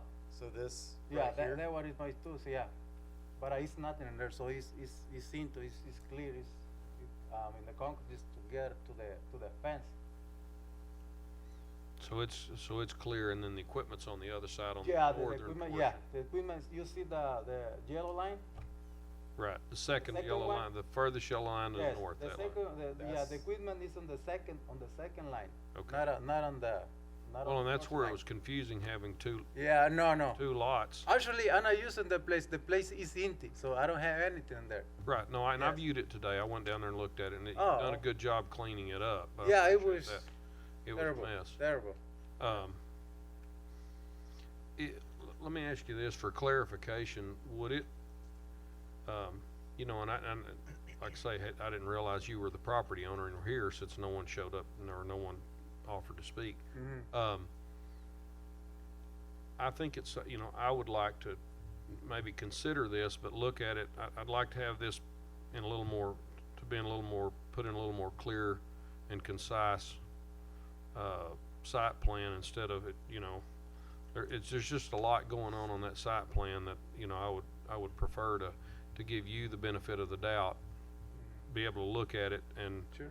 be a little more fair to you. I think there's some things that can be done that might be able to salvage this, but in order to do that, I still, there's a comfort level that I have to reach that with the C5, because it's not fair to the business owners that are on Belknap, 28th and all that have had to adhere to the C5 zoning, and then we're adding something that's not necessarily doesn't fall within the C5 zoning, but yet is that gonna be your main use as repair, or is your main objective to buy cars, repair Well, them, and then sell them? Yeah, I say repair because I buy the cars at the auction, so some cars they need some small repairs. Okay. I don't know. I mean, if it's okay for everybody, I will take that chop out of there. So yes, sales. But that's your main, I Yeah. guess that's what I'm trying to get at. Yeah. Your main thing is to buy cars at either the auction or off someone, but then your primary end result in your business is to sell cars. Yes. Yes. Okay. Yes. So repair is just what you have to do in Well, order to yes, get them ready, yes. detail, Yeah, whatever yeah, you need to something like, do. Yeah. Okay.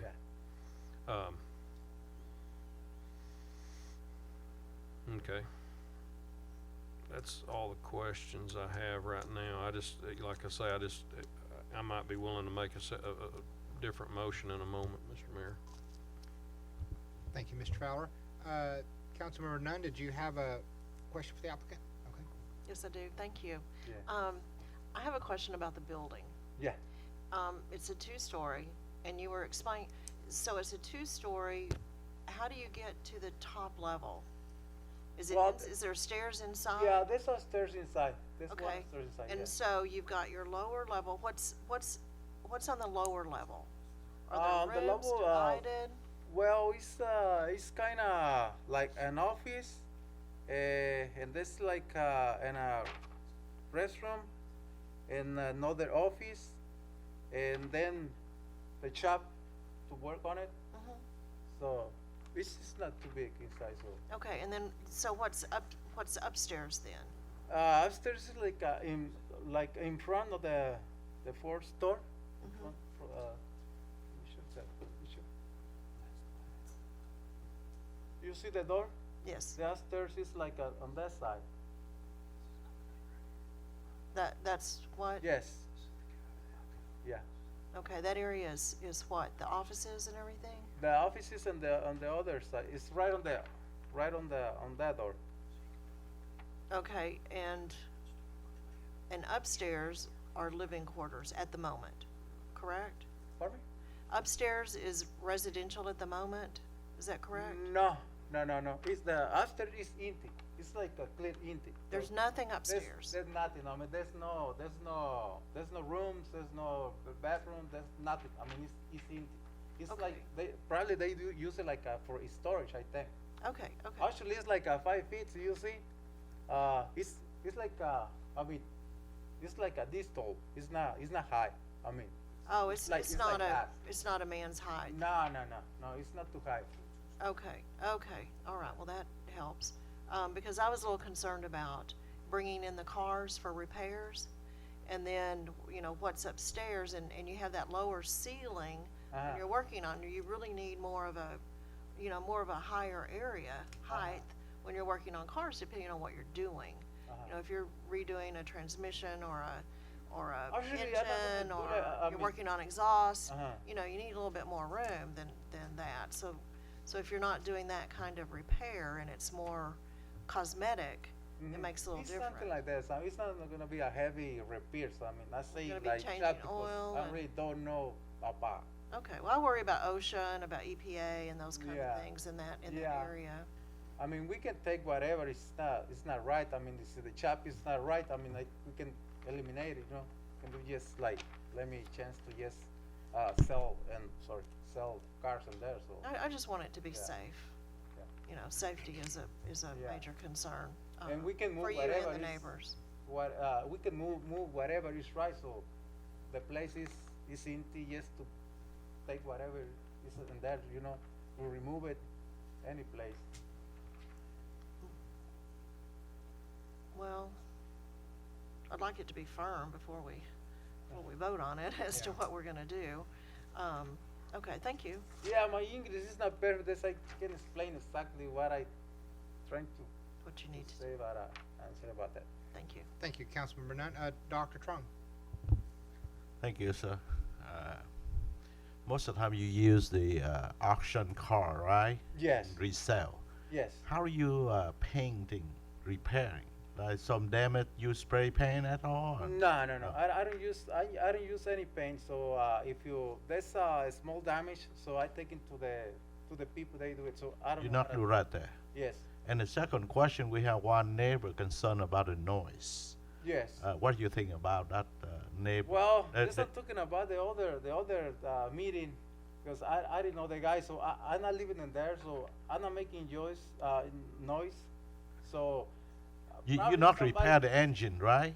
Have you worked on the engine at all, something like Exactly. I'm not gonna do mechanic like to take the motor out and. No. Yeah. You know, like fix a little bit, but you have to test the vehicle. And do you have enclosed garage, or you have to work outside of the No, building? I have the garage inside, so the other side. Okay. I got the garage, so I can put them inside Yeah. and do it. So Yeah. actually, it's gonna be like maintenance, not exactly. Yeah, thank you. Depends. I mean. And man, in this situation, if Ms. Fowler, agree like withdraw the motion of the now, and we can table this one and wait until the new site plan look more professional, and bring to us and see what happened. That's my opinion, Mr. Fowler. Thank you, Dr. Trung. Mr. Fowler, you are next up. Okay, quick question for Mr. French.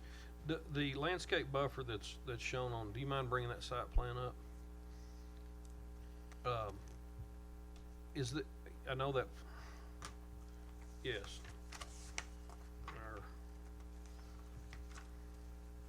It requires, that's part of the requirement, but, why would we not, of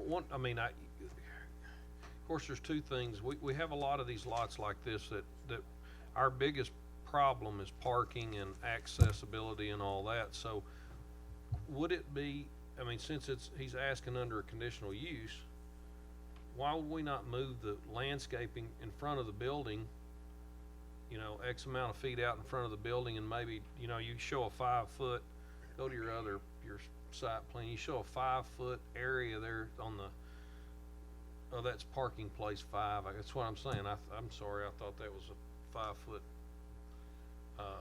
I thought it was a sidewalk or something going down it, but that's why this is confusing. But why would we not move the landscaping in front of the building? I know, 'cause there's a landscape buffer required along Goldie.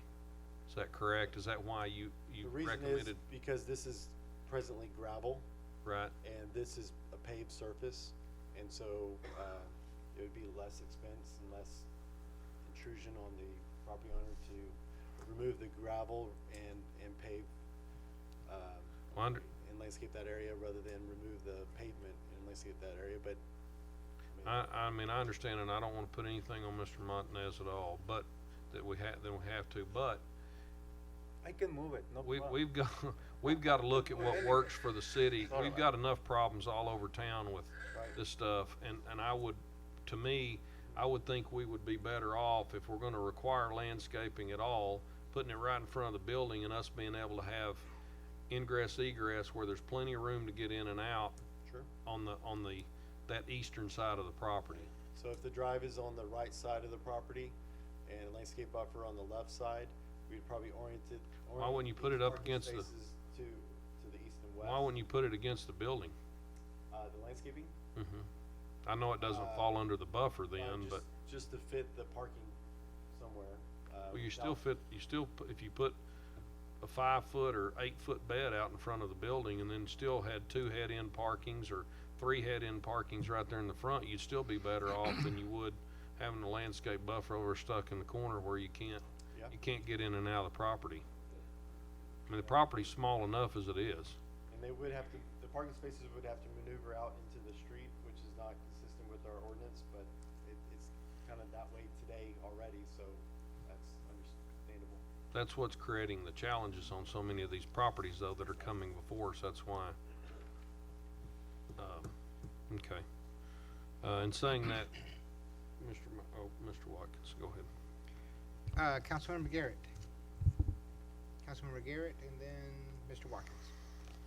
If we do decide to table this and bring it back, I'd like some, speaking to Ms. Nunn's concerns, I'd like to see some shots of the interior of the building too.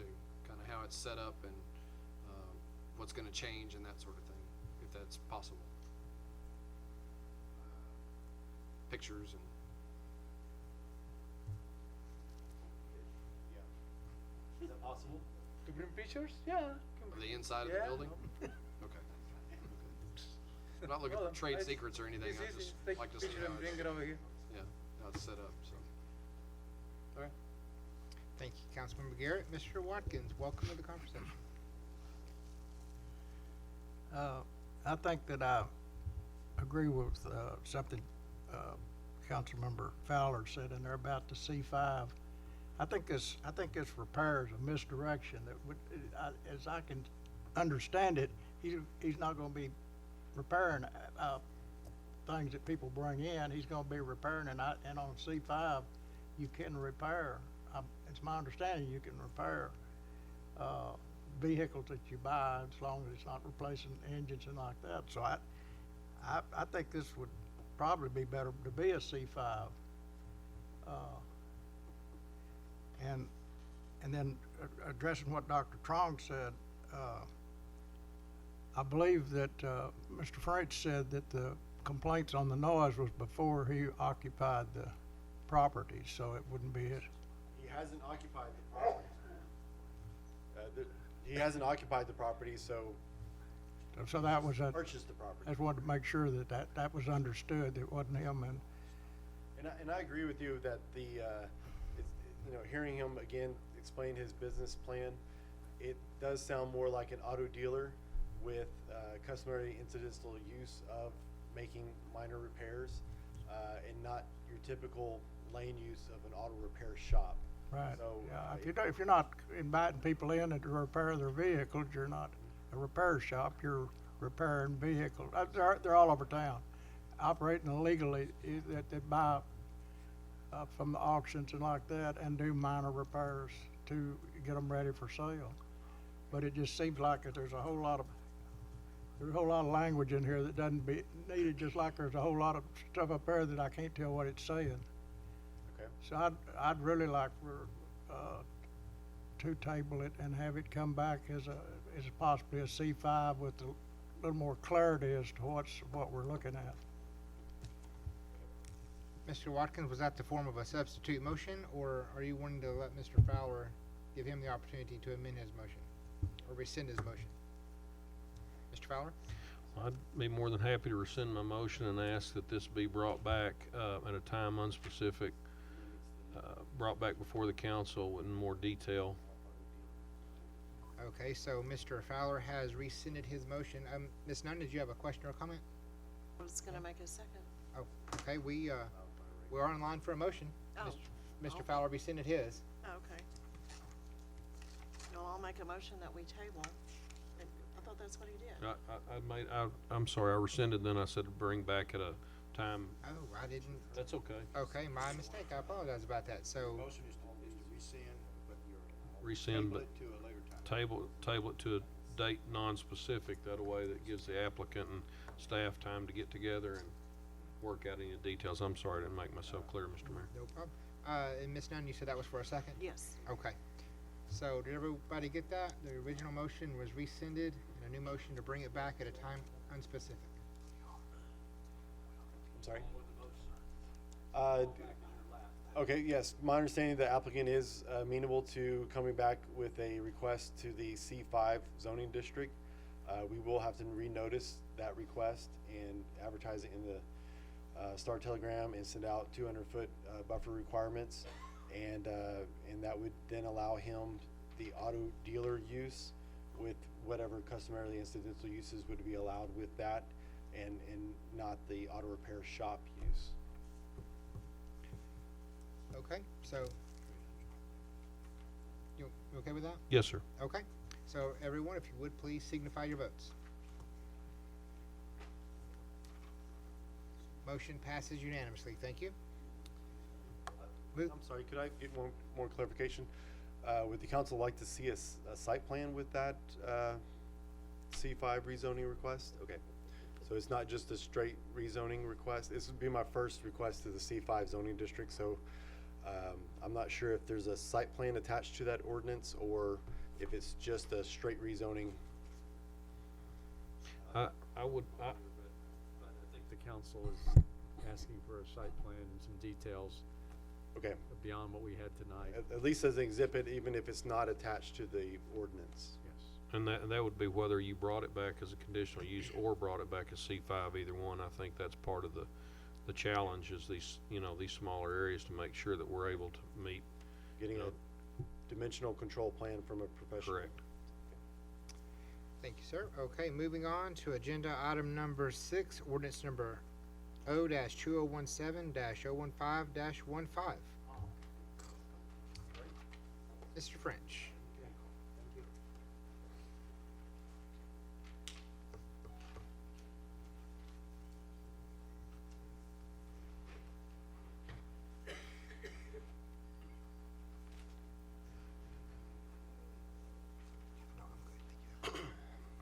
Thank you, Mayor, members of the council.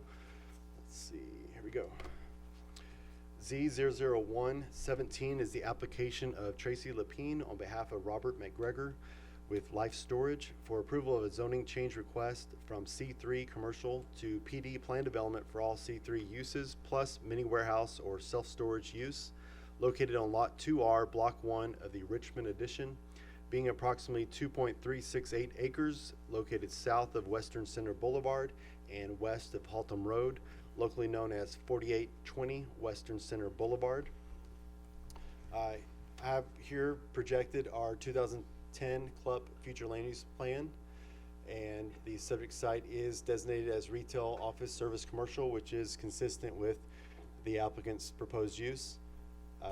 This is our zoning map showing the property is zone C3 commercial district. There's an existing mini warehouse facility on the property, and Life Storage recently purchased this property. It was formerly Uncle Buck's mini warehouse, and they propose to demolish the existing facility and construct a new 2-story facility in its place. With the existing improvements, there are some nonconformities, such as the landscape buffer where the property abuts residential to the south and southwest, and also the current property has its access from Western Center Boulevard here, a bit of an obscure access from Western Center Boulevard, and then it has an emergency egress access here as well. With the applicant's proposed site plan, they would reorient the building to Haltom Road and provide a new drive approach as the main drive approach to Haltom Road. They would retain the existing drive approach for emergency ingress and egress only, and they would request to continue the no landscape buffer along the residential property here. Along Haltom Road, because it was previously the side of the property, and now they're reoriented to Haltom Road, it becomes the frontage. The zoning ordinance requires a 15-foot landscape buffer along the frontage, which is now Haltom Road. They're requesting to deviate that from 15 feet down to 5 feet. Our zoning ordinance requires 2 trees to be planted and 2 shrubs within that 15-foot landscape buffer along this frontage. The applicant proposes 124 shrubs, 4 trees, and river rock accents at the drive approaches within a third of the required buffer. So there's a lot more plantings within that buffer. That's only a third of its size as required by our ordinance. Let's see. So I mentioned the landscape buffers. There is a existing fence along the Haltom Road property that is 6 feet in height. With that new development fronting to Haltom Road, any fence proposed over 4 feet in height would have to be set back 30 feet from Haltom Road. They're proposing to keep the fence along Haltom Road that is of a decorative fence of 6 feet in height, and so that's a requested deviation with this PD request. And in regards to off-street parking, the zoning ordinance requires 1 parking space for every 20 units. It doesn't provide any rationale or reason behind that. The existing facility has no striped parking spaces, and they request that the required parking be equivalent to 1 parking space for every 93.3 units. Life storage facility is obviously a national mini warehouse facility, and their representative will explain how this required parking is consistent with their other facilities across the nation. And depending on how you define a unit, you are deviating what our parking requirement is in our zoning ordinance. So if you have several 5x5 storage closets, then you may have more parking than if you had larger unit spaces that were more of a garage space. Let's see. Here we have a photo that the applicant provided from Haltom Road of the existing facility. And here's a conceptual photo of one of Life Storage's facilities at another location. This is another facility, just showing an example of the building materials and the construction standards that they propose. We have the construction elevations, the site plan, the landscape plan, and they are proposing 80% masonry exterior. This would more likely be, if it ends up being permitted this fiscal year, the largest valuation of a project, being at $3.5 million that we would have this fiscal year. And with that, I conclude my presentation. I would say that I had several property owners that were given notice call in and inquire about the project. After I explained the request and the requested deviations, few had any objections to voice. There was no notices returned in opposition. There was no notices returned in favor, and there was no notices returned to sender. At the Planning and Zoning Commission, there was no one to speak in favor or in opposition. And then the Planning and Zoning Commission recommended in favor to approve by a vote of 4 in favor and none opposed. Thank you, Justin. Councilman Garrett, you have a question for Justin? Yes, I do. Justin, will you go back to the one in color, the drawing? Yeah. So, okay, so the number 1, the first thing that's mentioned, bless you, land, there we go. The landscape buffer says required center 10 feet along the south and southern end and west property line where abutting residential. So, It's here. that end, okay, the west, and then south and southern end. So it's only there? Only here, yes. This is a church property Uh-huh. that's zoned as CF, community facilities, and does not require a buffer. Okay, so it's only where it abuts the residential? Correct. And they're talking about not putting anything in there, right? No, it says no landscape buffer along property lines abutting residential. Correct, Why not? yes. That would be a good question for the applicant. Okay, I just figured you guys had talked about it. I don't want to speak for the applicant, but there's several reasons, because the Planning and Zoning Commission asked the same question. Okay. There's an existing drive approach here that lines up with the landscape buffer that the city installed at that location. The area is presently paved, if you look back at the existing improvements, so they're not changing anything, they're not making anything worse. Right. What is that, that's existing fencing there, right? Yes, and that existing fencing is proposed to remain. Is that There- 6 foot wooden? Correct, yes, yes. And then, the applicant's, reason for and I'll just let the applicant explain it, but they were saying something to the landscaping would be screened from the residences, so why provide the landscaping? Well, I mean, that's sufficient. If that's the answer, that's the answer. I just wanted to get a better picture of what's going on, so, yeah, that's fine. And I would think that you're really getting your bang for your buck along the Haltom Street frontage. Right. Where everyone in the community is going to be seeing the improvement there. Yeah, that looks good. Okay, thank you. That's all I have. Thank you, Councilmember Garrett. Councilmember Fowler. Well, I don't necessarily have a question for Mr. French, it was just more of a comment. Is it Mr. Lapine? Yep. Are you the facility, Lapine? Lapine. Lapine, okay, I'm sorry, I apologize for the pronunciation. Are you the facilities manager? Hello, Tracy Lapine. I'm with Wrightinger Associates. I'm the civil engineer on the project. Okay, all right, well, I went out there this morning and viewed, and since they've even made the transition, but, I mean, in its current, if you can go back, Mr. French, to its current, where it is currently, the state that it's in, well, you had a street view right there.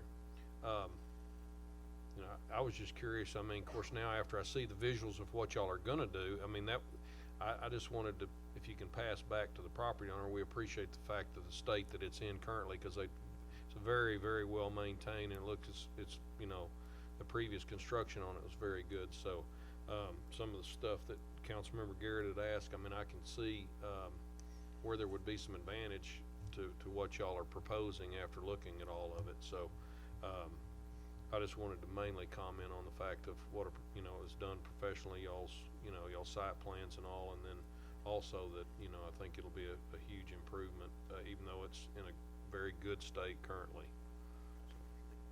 Thank you, Councilmember Fowler. Are there any other questions from the council for Justin?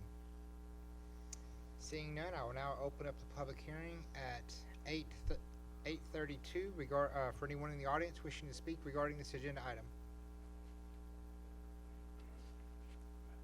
There you go. Yes, Tracy Lapine with Wrightinger Associates, 550 South Edmonds Lane in Louisville, Texas. We're the civil engineers on the project. And I just want to take the opportunity to answer a couple of those questions that you might have had. And in addition, sorry I got this afternoon and it was a little bit later to be able to include in the PowerPoint presentation, but had also a color rendering of the elevations just so that you could see kind of the palette that they were going in. I believe that they'd be just doing more neutral earth tones and Did anyone? but color pictures look nice. Of course. Ms. Nunn, did you have a question for Mr. Lapine? I do, Yeah. finding my thing here. Oh. So this is the rendering of what is actually going to be put on? Yes, ma'am. Okay. All right, good, thank you. And Councilmember Fowler. Yes, Mr. Lapine, assuming that this, we're passed tonight on first reading, what would y'all's construction time, what is your estimated construction beginning and then time of construction? as soon as physically possible. So if this gets approved tonight, the full civil engineering drawings and that will be commencing tomorrow.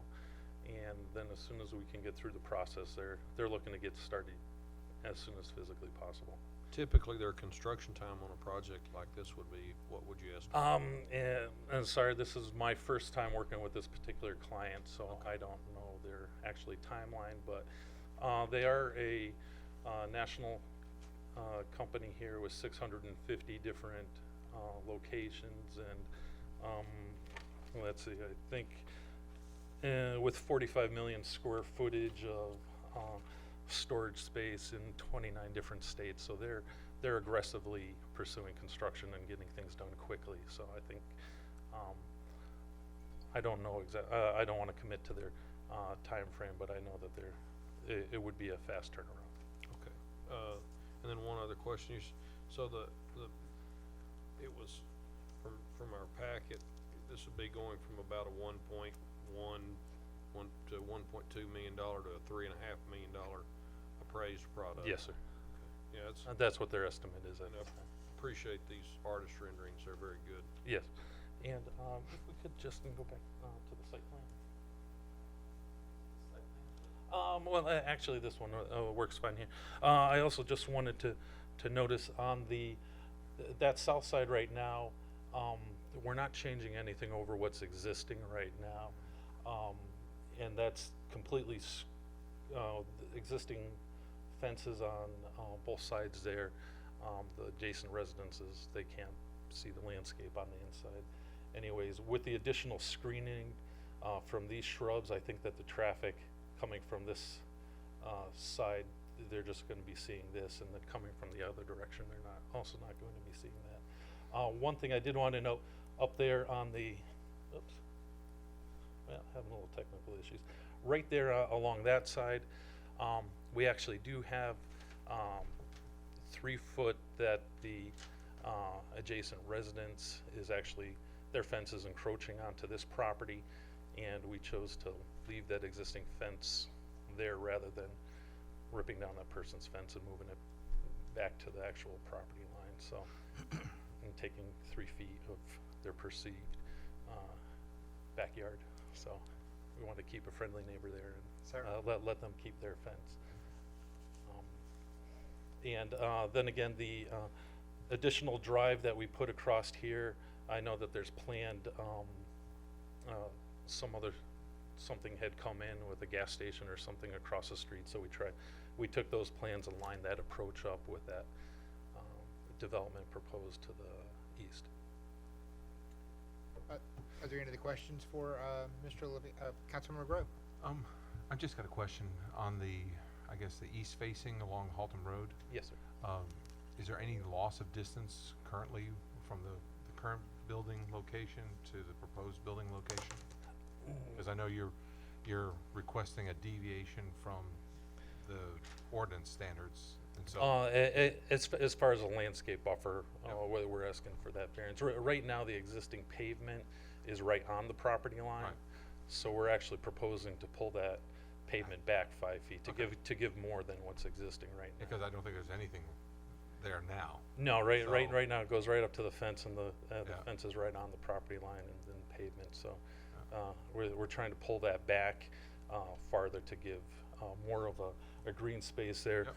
Plus, because it is a major roadway out there, the parkway width is actually much wider out there than on like a standard residential road. So it does also give quite a bit of green space along this Haltom Road there. I'm familiar with that area because you have the, I guess, preschool just to the north of it, and okay. and the daycare center.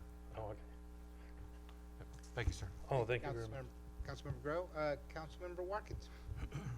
Thank you. I have a couple of observations. One yes, would be more interest to y'all than to me, but I assume you've done some sort of traffic study, what that looks like right there where you're planning to enter. Yes, sir. Particularly it's during school hours. I run out of Aspen on an average of just about 6.5 days mornings a week. I usually go out to 7, but every now and then I don't. So I sit there and wait for traffic to run in and out. and it gets pretty hectic, particularly during school hours. I've tried to, over the years, I haven't tried to do it since I've been on the council, but over the years, I tried to get them to put some kind of blinking light or something, because people come around that corner, the house on the southeast corner of Aspen and Haltom Road blocks your vision from coming around that way. And it's been a number of years, but people run right through that fence right there, several times over the years. The one closer probably to the southern entry right in there.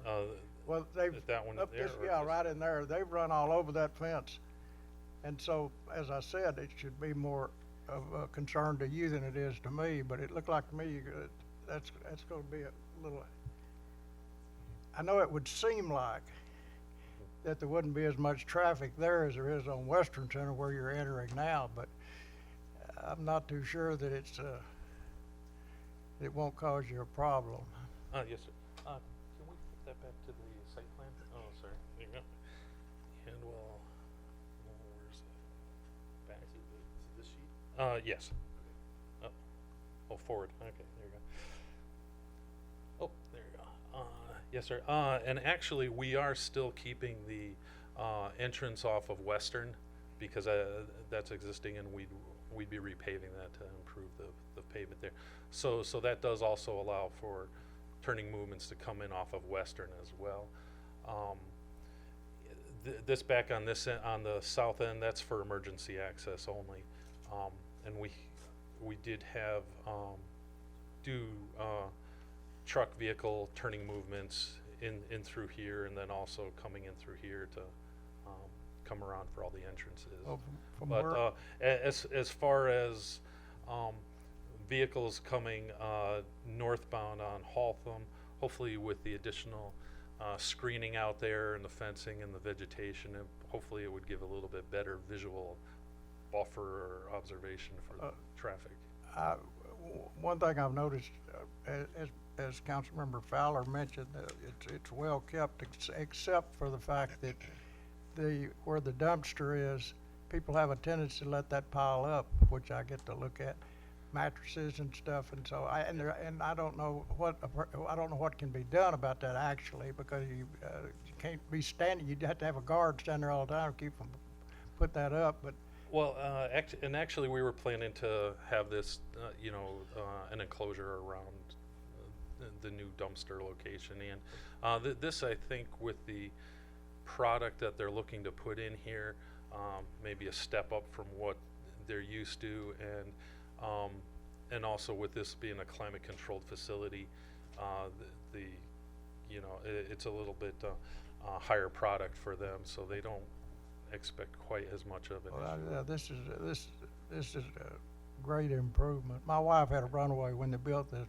We moved there 40 years ago, and I said, you're 100 feet off of a main drag up there. They're going to put something there, and this turned out to be not so bad. I understand the need for not having a privacy fence there, because you'd be robbed blind, I'm sure, if you block that off. But that's one of the things that I noticed, that you haven't got as many units facing Haltom Road. And as you say, if you up your clientele a little, you probably won't. But it's all in all, it's not been all that bad, and I think this is going to be a great improvement if you don't get yourself run over getting in and out of there. Yes, sir. And they also, it is a second story as well, and all those units are accessed inside by elevators, and so that's all enclosed for that second floor too. So. Thank you. Okay, Councilmember Nunn, then Councilmember Garrett. Just a quick question. Sure. Hi. Is this a 24/7 facility, or do you have? No. Actually, they're going to be keeping the same business hours that they have. Right now, it's Monday through Saturday. The office hours, where the office is going to be open, is 9 a.m. to 6 p.m. and Sunday 12 to 4. But access hours are going to be 6 a.m. to 10 p.m. Okay. Thank you. Thank you, Ms. Dunn. Councilmember Garrett. It's been so long since I pushed my light, I can't remember what my question is, Mayor. I'm just kidding. So Justin mentioned a little bit about the parking, and all I Yes. see right there is just the 5-6 spaces to the north. Is that the only parking? That's the only that we are planning to stripe. We do have this, we were planning to stripe that off as, for a loading area. Really, that area is really if you have, trailers coming in this direction so that they can make those turning movements, coming off of Western Center. I don't know how many that would be, but, and there is additional space in on the ends and in here, but we'd rather not stripe those if we can avoid doing that and give them a little flexibility in that parking. But in any event, we wouldn't be able to meet the 1 per 20, but with that second floor and a lot of those units, those are 5 by 5 or 5 by 10, and for that many closets, almost size spaces that we have, that parking would be a little bit much. It's not a. Again, what I've been told from my client is they do have 650 locations around the country that they're currently operating, and they feel that this is sufficient for their uses. Sure. And I mean, I know it's not a grocery store or a bar or Right, anything right. where you're gonna have tons of people pile in at once, so, but I mean, I could see, and I was wondering, I'm glad you pointed out the little. Yes, and crevices or and whatever. right now I asked them how many staff are you going to have, and they said 3 to 4 days a week they may have 2 people. The remainder they're only going to have 1 person, Sure. employee on staff at the time. Okay, well, I'm not even really thinking about the employees, I was thinking about people Oh, who yes, can yeah, access yeah. the building, so.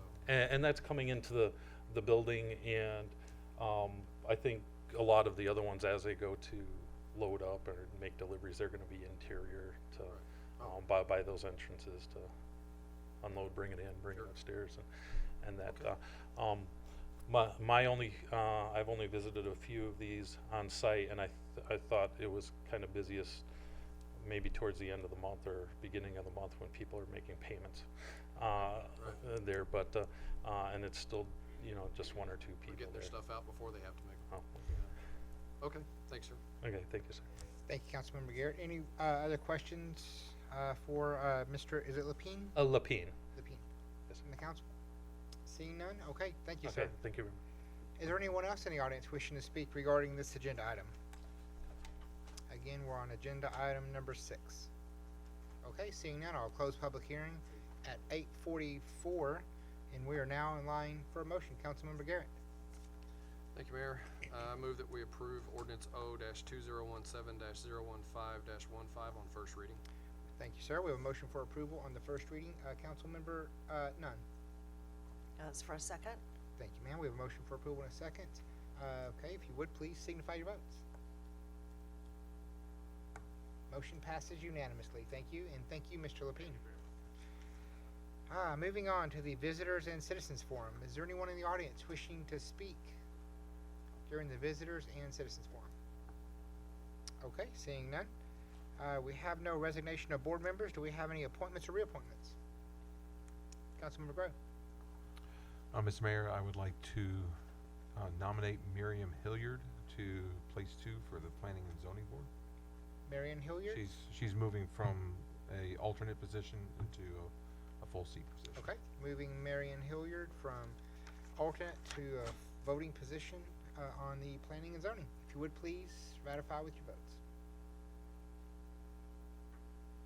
Motion passes unanimously. Thank you. So with no other, everyone is here, so we have no attendance to excuse. So we will now convene into executive sessions pursuant to 551, 071, 072, and 074 of the Texas Government Code at 8:46.